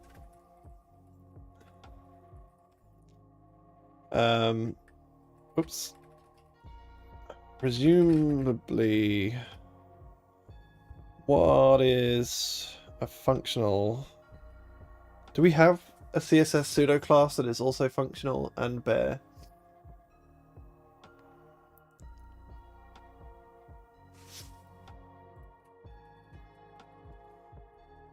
I don't know how. I don't know how this is handled in Chrome.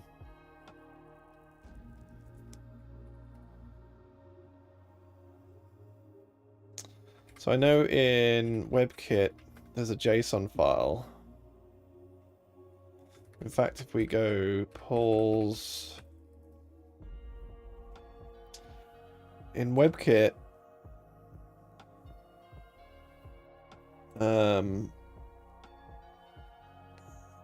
we have this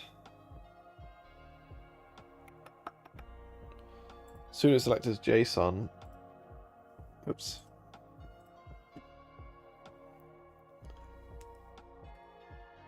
This you can do argument optional. Argument optional.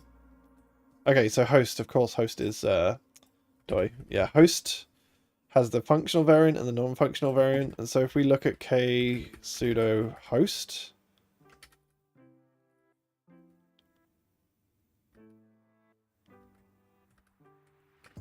check pseudo host.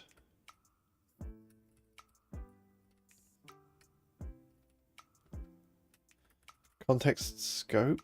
No.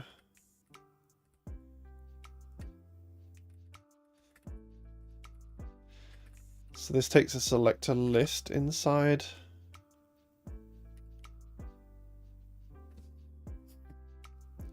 We need to look at how host is parsed, I think.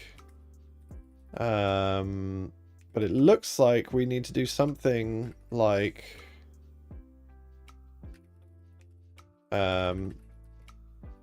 somehow check the argument. And so we're going to do like if selector argument. This I don't know how to do this yet. And then I guess we're going to say like int segments is going to be -1. Otherwise segments is like selector argument. So this is the thing that we need to look at doing, and then this becomes segments. And maybe we'll do that inside of here.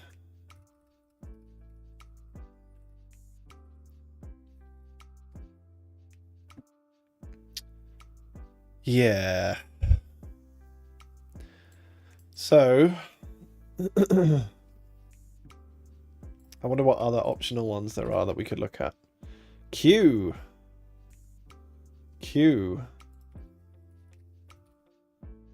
TIL. Q is not a thing. Q.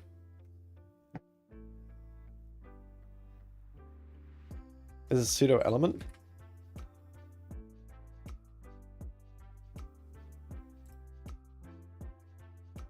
And you can make it a functional pseudo element.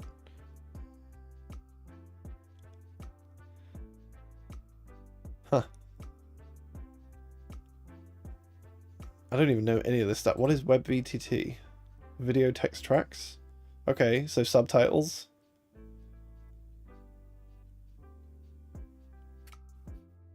Select all U elements.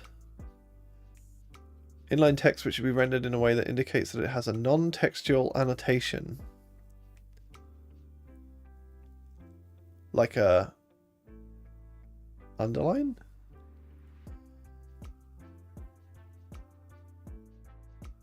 Huh. I don't think I ever knew that a U element existed. I guess that makes sense. Well, so you can select for queues with a selector. But this isn't going to help us because the same is true for host. That it has this selector stuff, which is not great. So if we look at pseudo host, in fact, let's do this in source. Let's go pseudo host.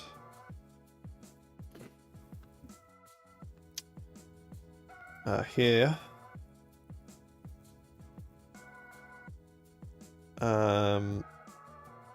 Check pseudo host. The selector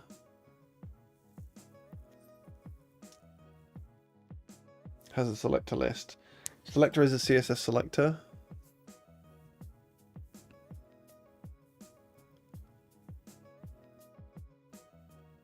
So we can look at nth child 2 as well. Like, nth child is probably also going to have interior elements. Let's look at nth child.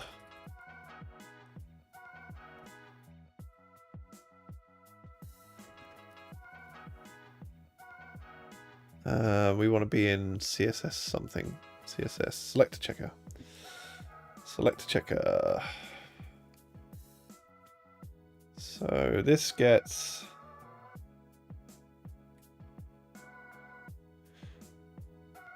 this also has selector list, but is that because of the of? Yeah, it says matches of. Let's bring this up here.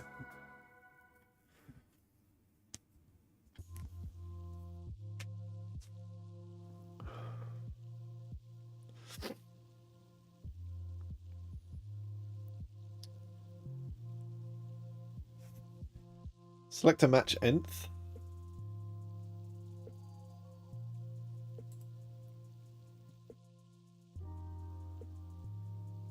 Rare data. Rut roll.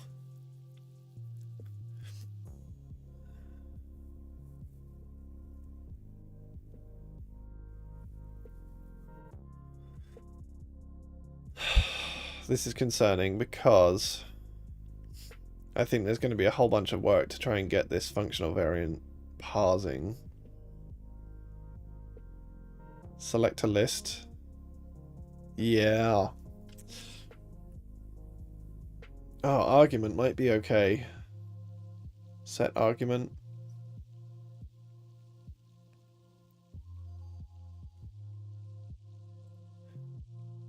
Can we see where this is called? Ah, that's the definition.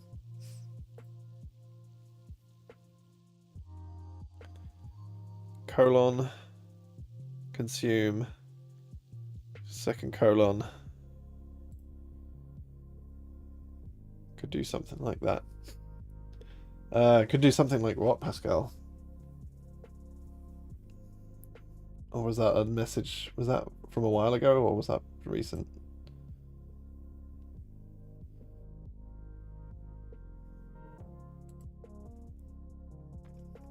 So this is how a pseudo is parsed.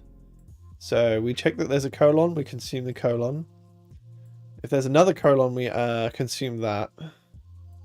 Then we peek to see the type.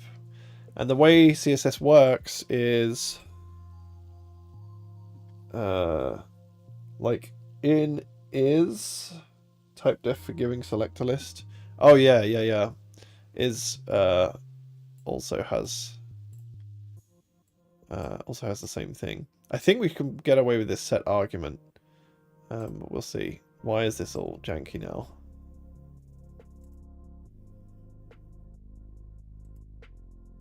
Can you give me the full viewport? What is going on? Have I messed up somehow? It's just not resizing. Resize, please. What is going on? I'm refreshing. I totally lost my train of thought because this is all stuffed up. I think I was going to say... So the way CSS parsing works is if you have something like foo, this is an ident. If you have foo like this becomes a function token. And so in a parser, you will literally, like if I go to CSS Playground, oops, HDX.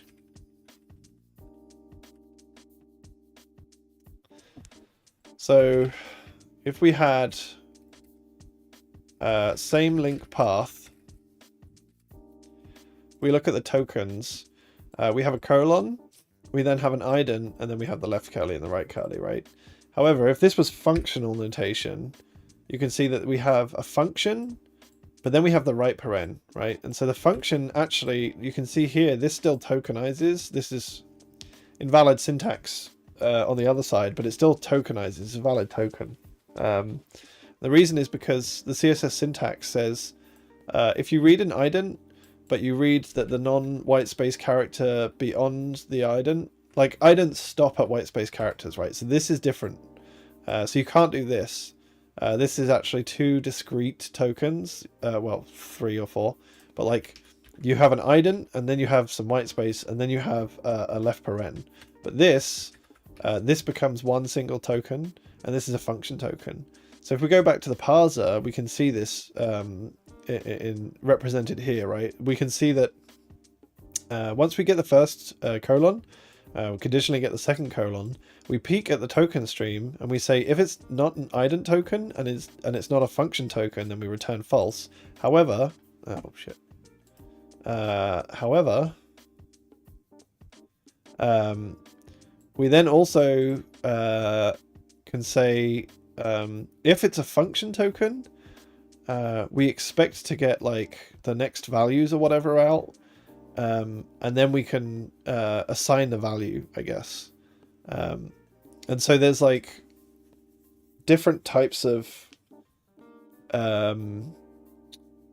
like in Firefox these are discrete, right? You have what is called a functional pseudo selector or pseudo class, sorry, a functional pseudo class and a non-functional pseudo class.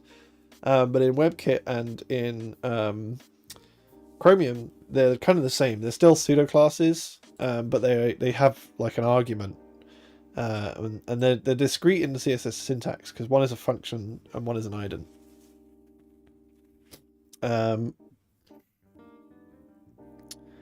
So that's cool. But that means that what we can do is we can have a look at the argument, right? And so we have this set argument.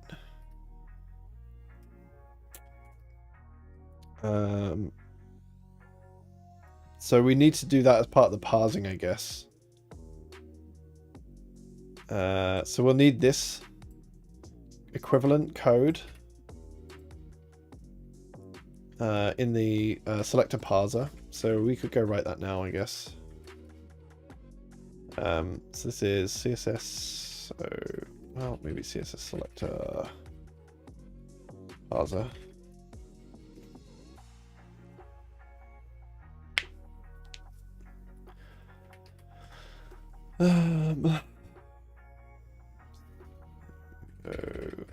Child. So when in our selector checker, we added this between the fragment anchor and the pseudo target.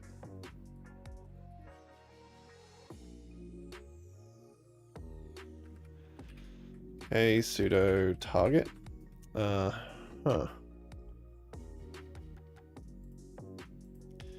What else is it between? Is where any.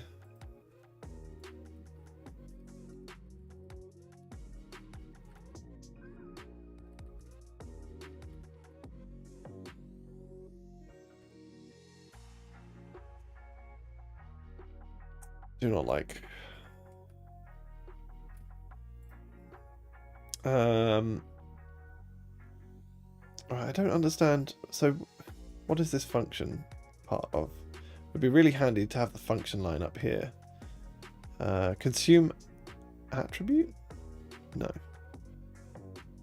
I went too far, didn't I? This is consume pseudo.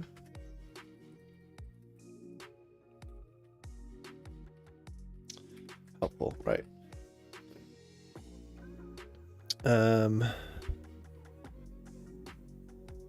Yeah, get type. So get pseudo type is, so let's just shove it here. So we're going to say pseudo same link path.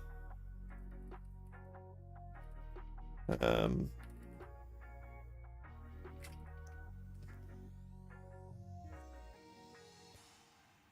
don't know what disallow pseudo element scope is. That's interesting. They seem to all be calling that. Should we just call it anyway? We have no idea what we're doing. We'll definitely add a runtime feature check. So if runtime features, what did we call it? Did we get rid of that? No, here it is. CSS pseudo same link path enabled. Return false.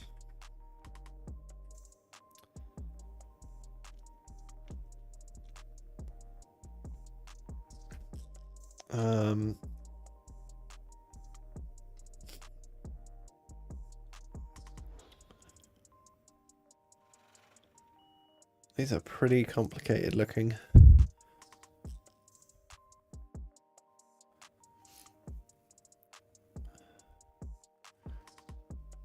Pseudo state.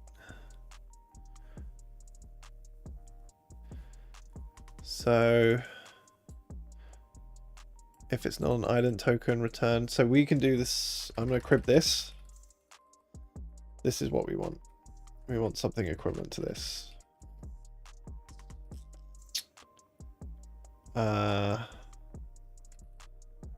Pseudo type.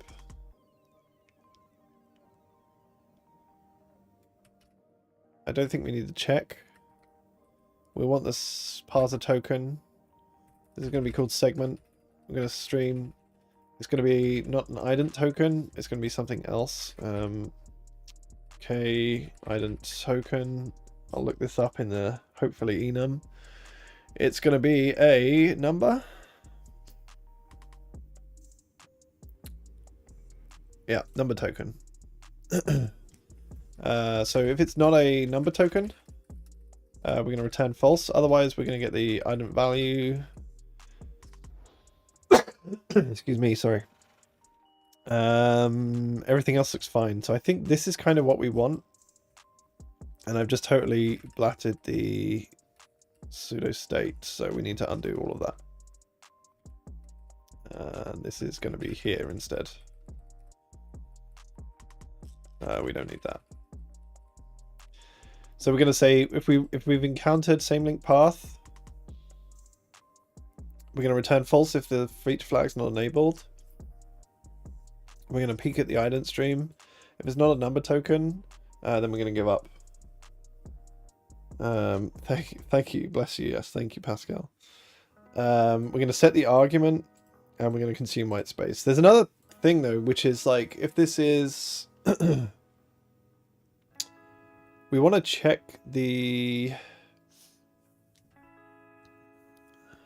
what do we want to check? We want to check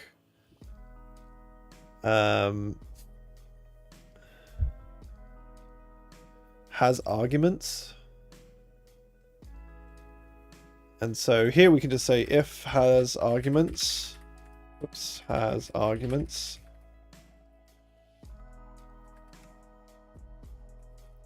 We'll put all of this in here, I guess. But then maybe this does this for us. Where is has arguments? Yeah. Match pseudo element and disallow pseudo elements. Is inside has argument.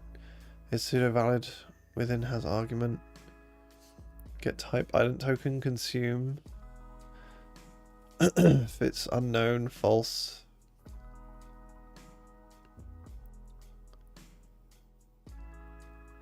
So we are already handling this, so we don't need this.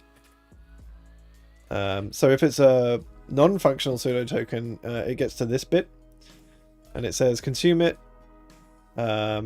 If the type is unknown, return false. Otherwise, we'll push it back and return true.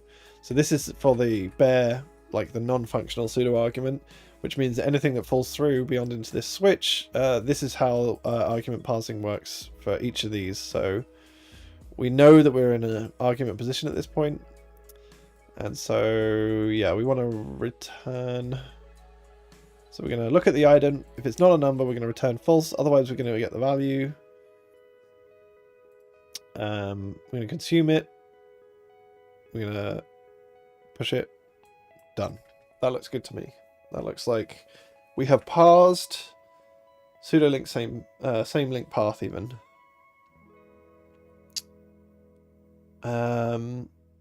Cool.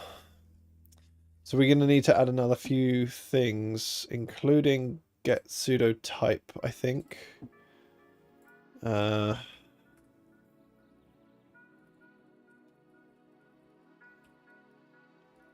Which is elsewhere, I guess.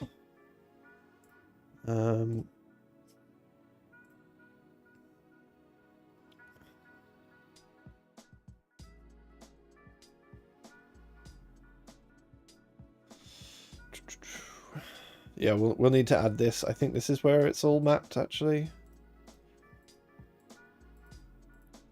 Is this get pseudo type? Pseudo type arguments map. Ah, without arguments map. Huh. Do we want without arguments? Is the without arguments also used for with arguments? I see host.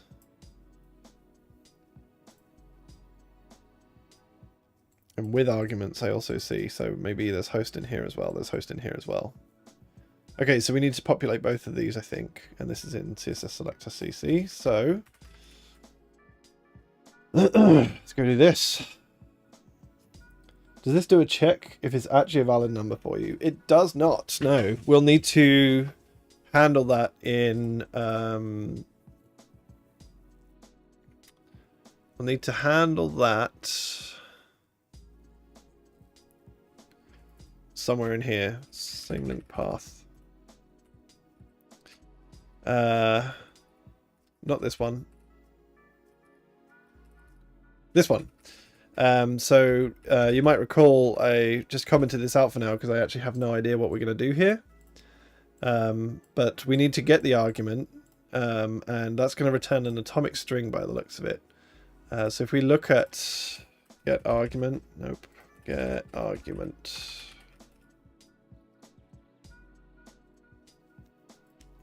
Well, we saw set argument. Set argument.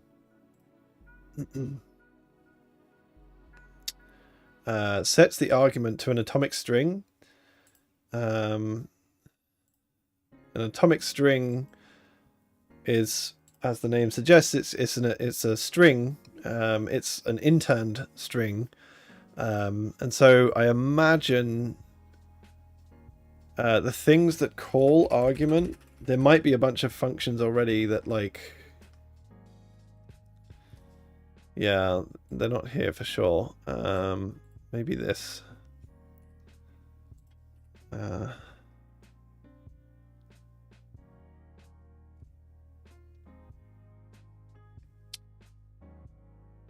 Yeah, you could check nth child. Yeah, that's it, right? So nth child. I think we did look at nth child, right? Oops. So nth child returns selector list. Because it can do nth child of.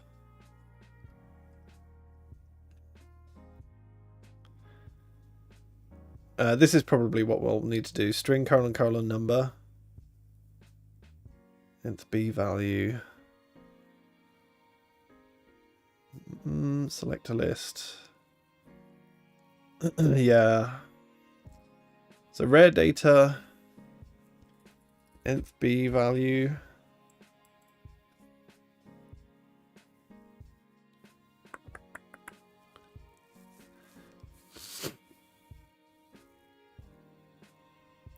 I think it might be as simple as just calling, what was it, string colon number. If this takes, oh, this takes an integer type.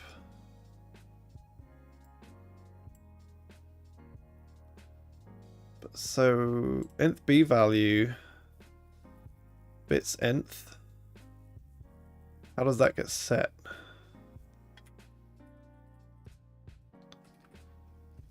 Huh.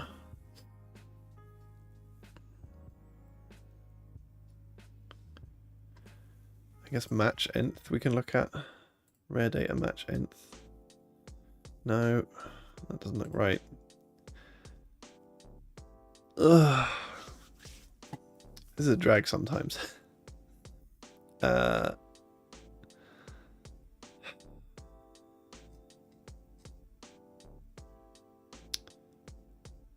We know that we're going to have an atomic string. We just need to parse it. Oh, so there's a set nth, which is interesting. So there's set argument.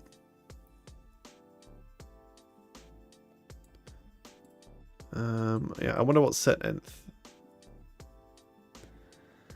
CSS selector set nth. This is in a test file. It's in big in this window, so we can actually see some stuff.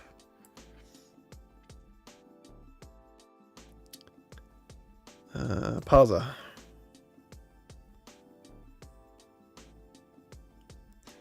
Oh, so there's a function here that does consume a+b,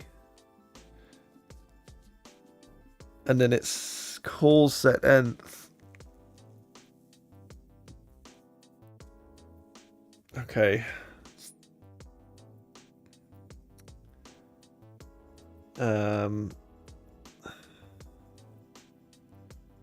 So what we might need to do,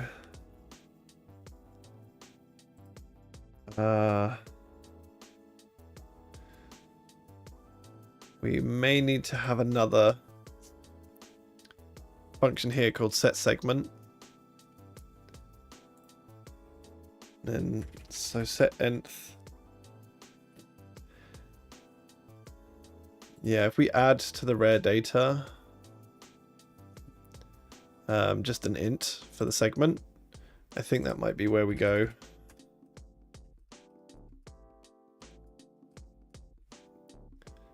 So let's have a look. We've got an atomic string argument.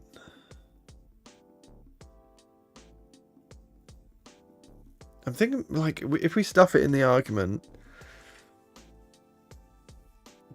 maybe it doesn't matter if it's just in as an atomic string. We just need to serialize it later. Alternatively, we serialize it at parse time and we like put it in here.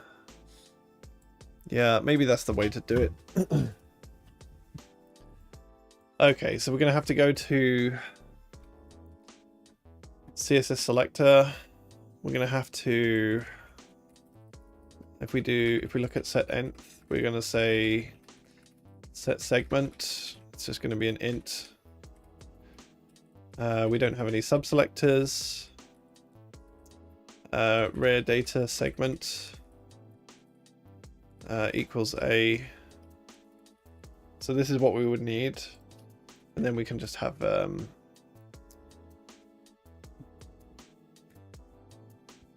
like get segment, I guess. We'll do a D check for has rare data segment, and we'll return. Then in the parser, we need to say, so this really should be number. And if number is not number token, and then if we go look at CSS parser token, this is presuming that CSS parser token actually has a way to get it back as an int. So value is a string view, which is what we're using. Get numeric sign, get numeric value type, numeric value.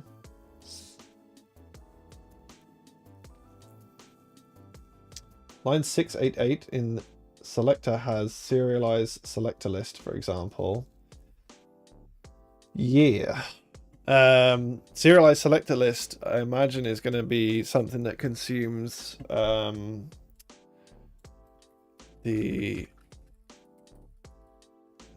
this would be for the argument for stuff like has.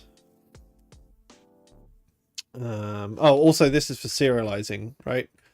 So this builds the string so that when you take a CSS rule in an object model, you can parse it back out into something else. So we don't necessarily want serialized. We will need to implement something like this potentially for the builder, like here, right? This is the serialized simple selector. We will need to add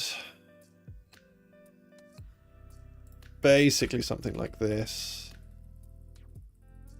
And this is going to be pseudo, what was it? Same link path. And we don't want ident list, but we want segment, I guess. And we get segment should be,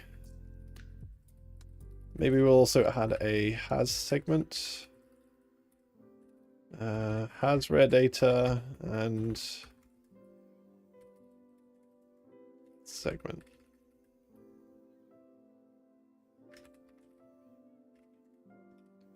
Greater than equal to 0. Whoops. Has segment. So when we serialize, oops, we can do. Can I just stuff this up? What am I doing?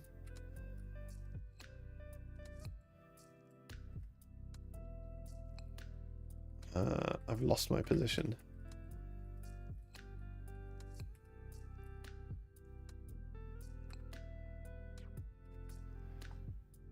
I think I accidentally removed this. So we need pseudo same link path. No, it's here, isn't it? Yeah. So we're going to add the separator. This is going to be a double segment. We can do a check. Add segment.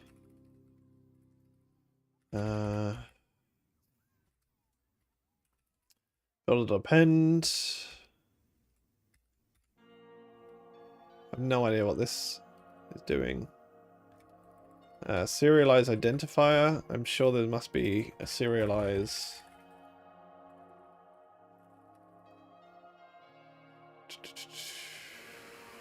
Sure. Serialize.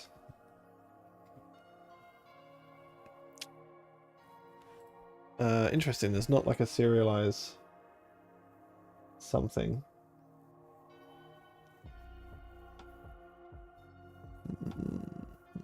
CSS markup. Serialize string. Serialize URI. Serialize font family. I just want to serialize a double. I don't know. Builder. We don't need a separator, do we? This is wrong anyway. This should be. I see what's happening.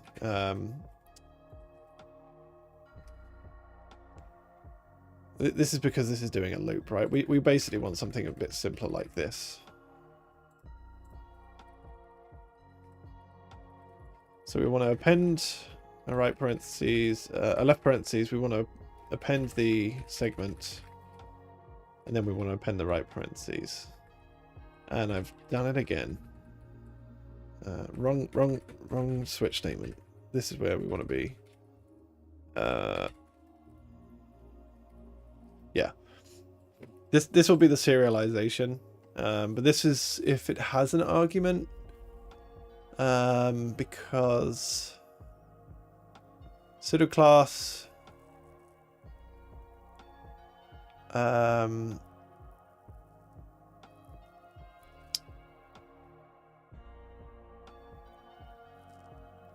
Yeah, I think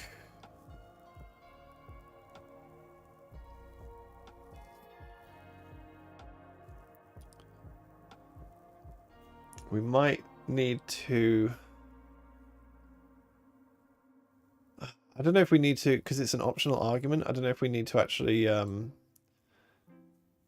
double check that, but we will figure that out another time. Let's try and compile and see what happens. I think we're kind of close, which is good because we are 2.5 hours into this. Okay, so we have missed a bunch of header files because I was lazy. So we need to add what was the function called in DOM parts? Save scheme host and port hash bool same scheme host and port const. You're impressed? Why are you impressed? I think someone could have done this way quicker than I could have. This is me fumbling around in the dark. I'm surprised it's taken me this long, but also not, because usually there's some stumbling blocks, right? Undeclared identifier, same link path. So we need to go to CSSH and add same link path here. Okay, pseudo same link path. Anchor link pseudo selectors. Because we're probably going to have a few more here, I imagine. Like in the future, we might think about same link fragment and maybe same link query. Yeah, these are two that I am interested in doing beyond this. Same link fragment probably would have been way easier to implement because we would have just matched the hash for equality, and that would have been nice and simple. But yeah, this one's a little bit more complex. There's some stuff to chew on this one.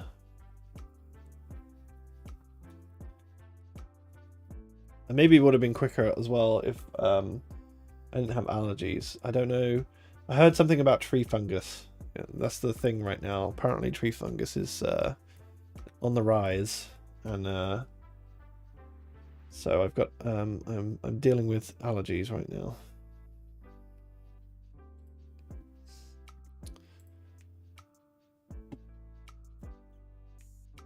We're dwindling in viewership figures as well. Right around,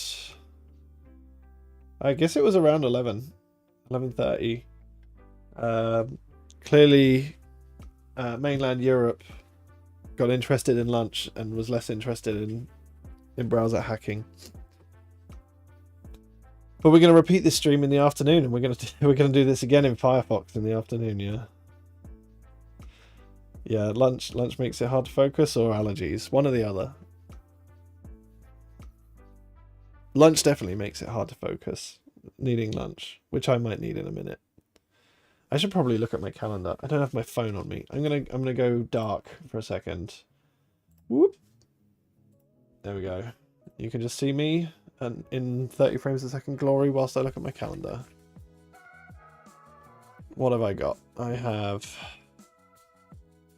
nothing. Cool. I've got a 3:30. I've got a 3:30 meeting, which is fun. Oops. I've lost my stream chat. Where's my stream chat gone?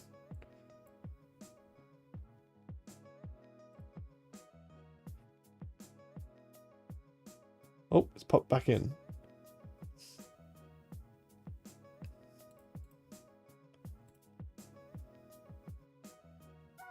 Uh-oh. Did I just screw up the stream? I can't tell if the stream is messed up or my chat is messed up.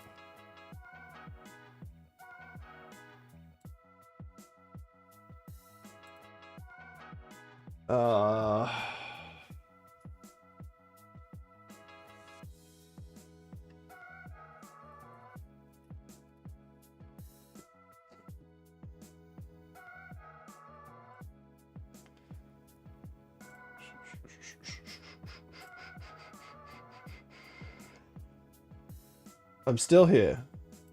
Okay. It looks like the go live page. This is just messed up, right? Like, no chat, spinnies, no fun.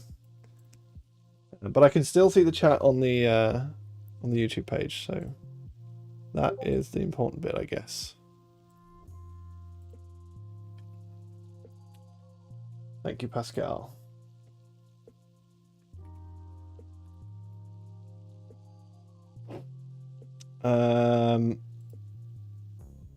Okay, so we've got some more errors. We need to kludge through these. So pseudo-link same path is not handled in switch in CSS selector 327. 327. Pseudo ID.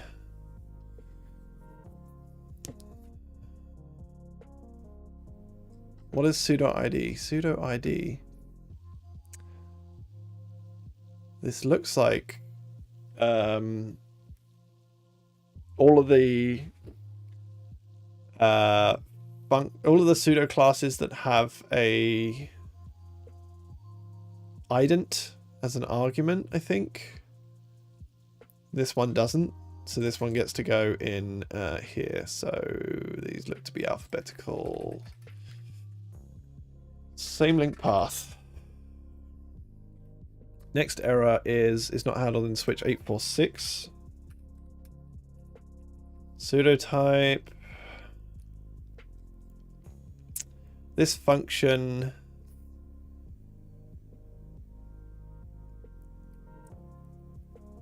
I have no idea what this function does.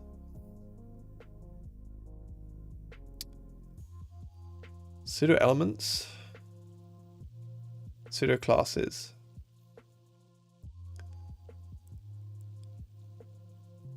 Fine.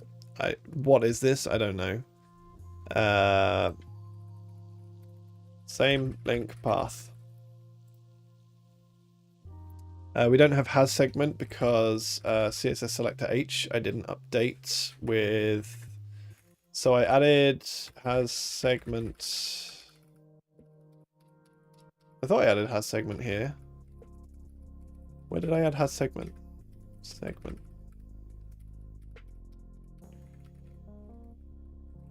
What?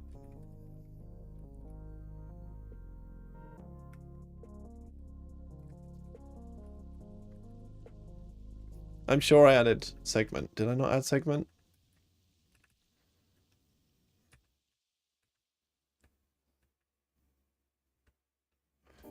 CSS selector has segment in CSS selector H.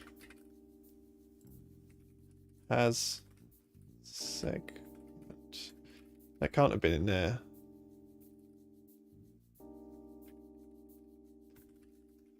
Has segment. Oh, I added has segment. Okay, that makes a lot more sense. Segment.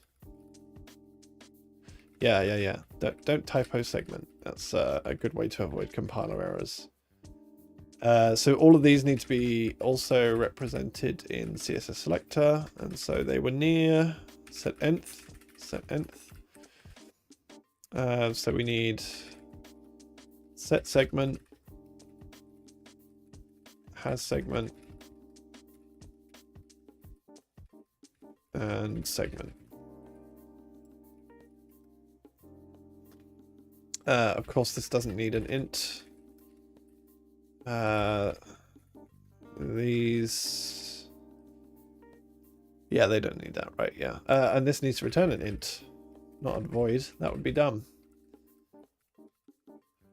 And this needs to return a bool. So let's recompile that. We had some more errors whilst we were recompiling this bit, getting the new compiler errors. Out of line definition, no member name segment in rare data. So CSS selector rare data. Rare data. We need to add a member. I think this can just be an int though.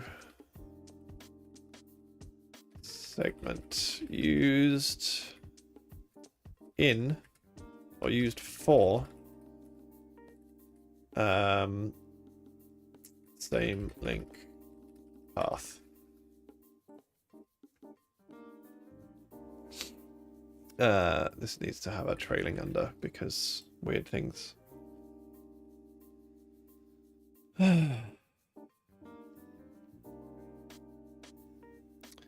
These errors look like we already handled them. This one we haven't. 1611 is allowed after part. Should it be allowed after part? I can't see a reason why not. But we are going to put it on this feature flag, I think. Same link. Whoops, same link path. And let's just recompile. Okay.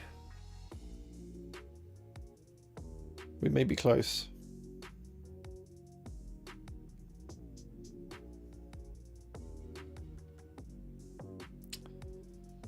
I should probably find a better way to handle this stream because I have a feeling I'm very laggy on the stream every time I compile, but I don't know what to do about it, so maybe I'm going to do nothing. I was thinking maybe I should get a second machine set up. I've got a machine here, I've got a Mac that's like right there that I just use for testing, so it's not really doing much, it's idle most of the time. It's a 2018 Mac Mini. It's probably powerful enough to, like, if I got like a video capture card and plugged my HDMI in, and I have a capture card lying around, so maybe I should do that. The question is, I mean, a capture card, like, it's just HDMI, right? So it's not going to break. Like, it's not like I get full 60 frames a second on my monitor. It's just the stream struggles to decode or encode whilst this is going off. I don't know. I'm new to the streaming stuff. I'm still figuring it all out. I don't know how much I care about it. I don't want to be a streamer. I just want to get people interested in hacking on browsers. See that it's like, if I'm able to hack on a browser, and I'm not that intelligent, I'm sure others will be able to hack on a browser. I know a bunch of people way smarter than me that work in web development that are able to understand things way easier than I can, and that have a way more of a what's the word I'm looking for? Like, way more diligent, I guess. Way more precise. I'm not very precise, and I'm still able to like sling patches to the Chrome team. So I reckon you're watching this. You might be like assessing this video and being like, "This is the noobiest code I've ever seen." Like, do better. Come step up to the plate. You know, like we got tons of features to write for web browsers. They can be way more advanced than they are today. They just need people to help. You just need to come give your free time to trillion-dollar companies, you know? Because I don't know if they invest in all those trillions back into browsers. I reckon you could talk to any of the browser engineering teams and they would say like, yes, our company has billions of dollars, if not trillions of dollars. No, our browser engine engineering teams do not see that billions or trillions. I don't know. Maybe I'm chatting nonsense. I don't want to disparage anyone, but I just think that browser engineers is a cost center, right? For all of these companies. Like Google Chrome is not a profit center. It's a cost center. It's a good cost center because like it helps them with their search,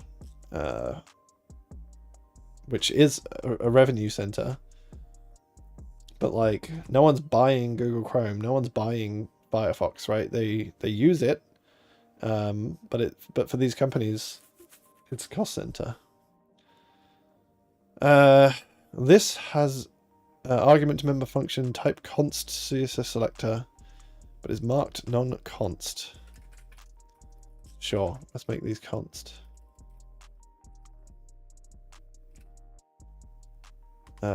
Segment is const and has segment is const.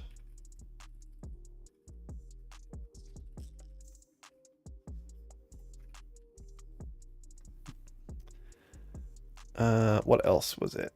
Just has segment. Just two consts. That's all. That was all the compile failed for.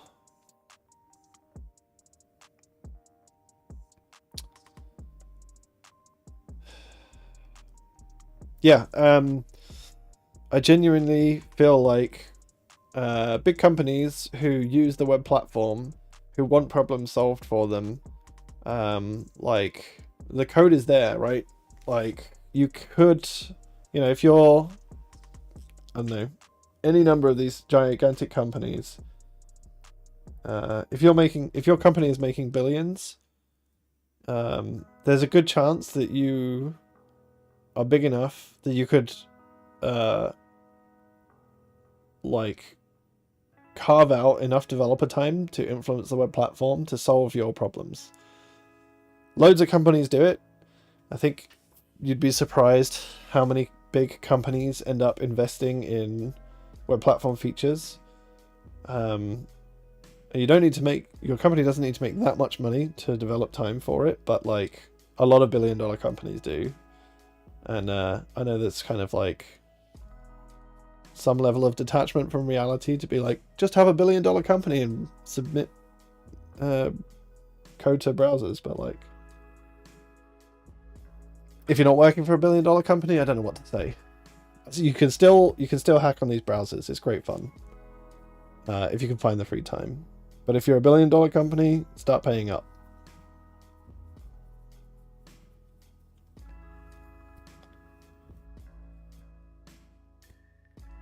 It's definitely lagging though, isn't it? This video. I wonder if there's anything I can change in my stream settings.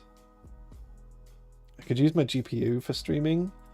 But the last time I tried to do that, things went bad.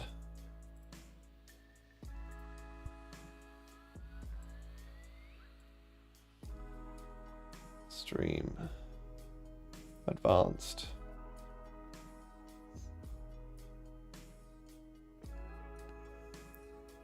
General?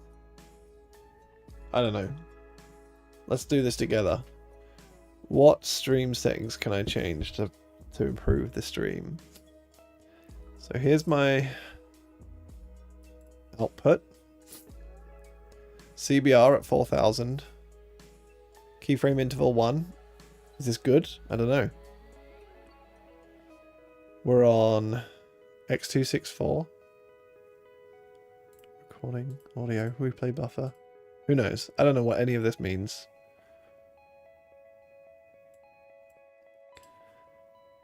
Profile high. Should this be main? Best OBS settings for streaming. I'm doing this live. This is going to be good.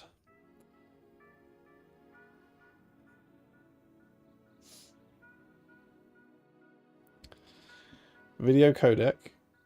Frame rate. I can't even see frame rate. CBR.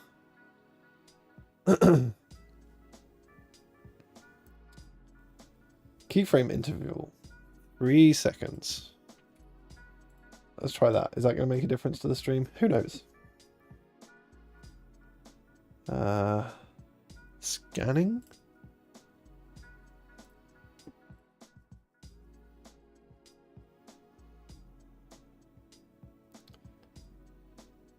Profile should be main. Well, profile should be high. Video bitrate needs to be 4500. We're at 4000. I think this is probably like fine, isn't it?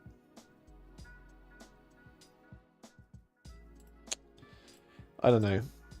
There are so many things computers do. I couldn't begin to understand them all, and video is one of them.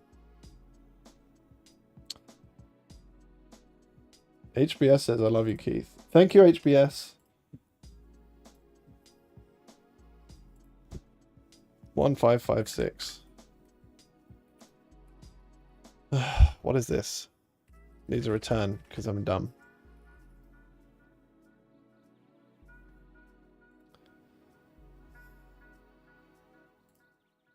Who are you, HBS? What is... have we met?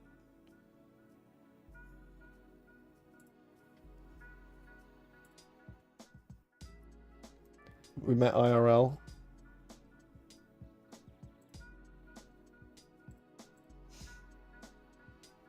Anyways. We're cooking away, we're cooking away. I know this is the super interesting bit of all of this. It's 1 PM. Maybe it's lunchtime. Maybe we'll pause the stream. I'll tell you what, I'm going to commit this as a draft. That's what I'm going to do. And we can all read the code together. Third party. Oh. We don't want this temp file.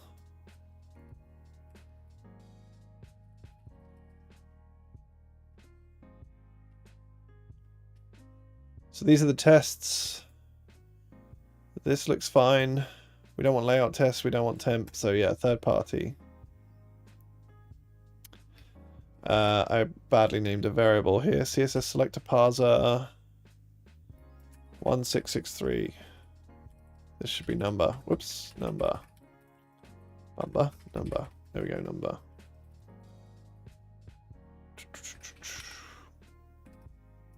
Try for another compile. I'm going to commit whip same link path.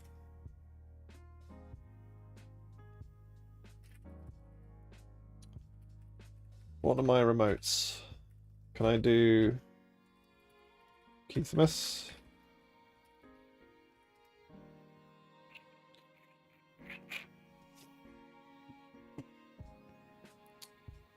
Alright, here's a challenge over lunch for those of you who want to. Keithmas, Chromium.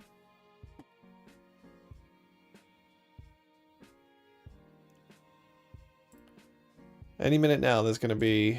Oh, this needs to be synced. That's probably part of the problem. Why it's taking forever. Let's update this branch.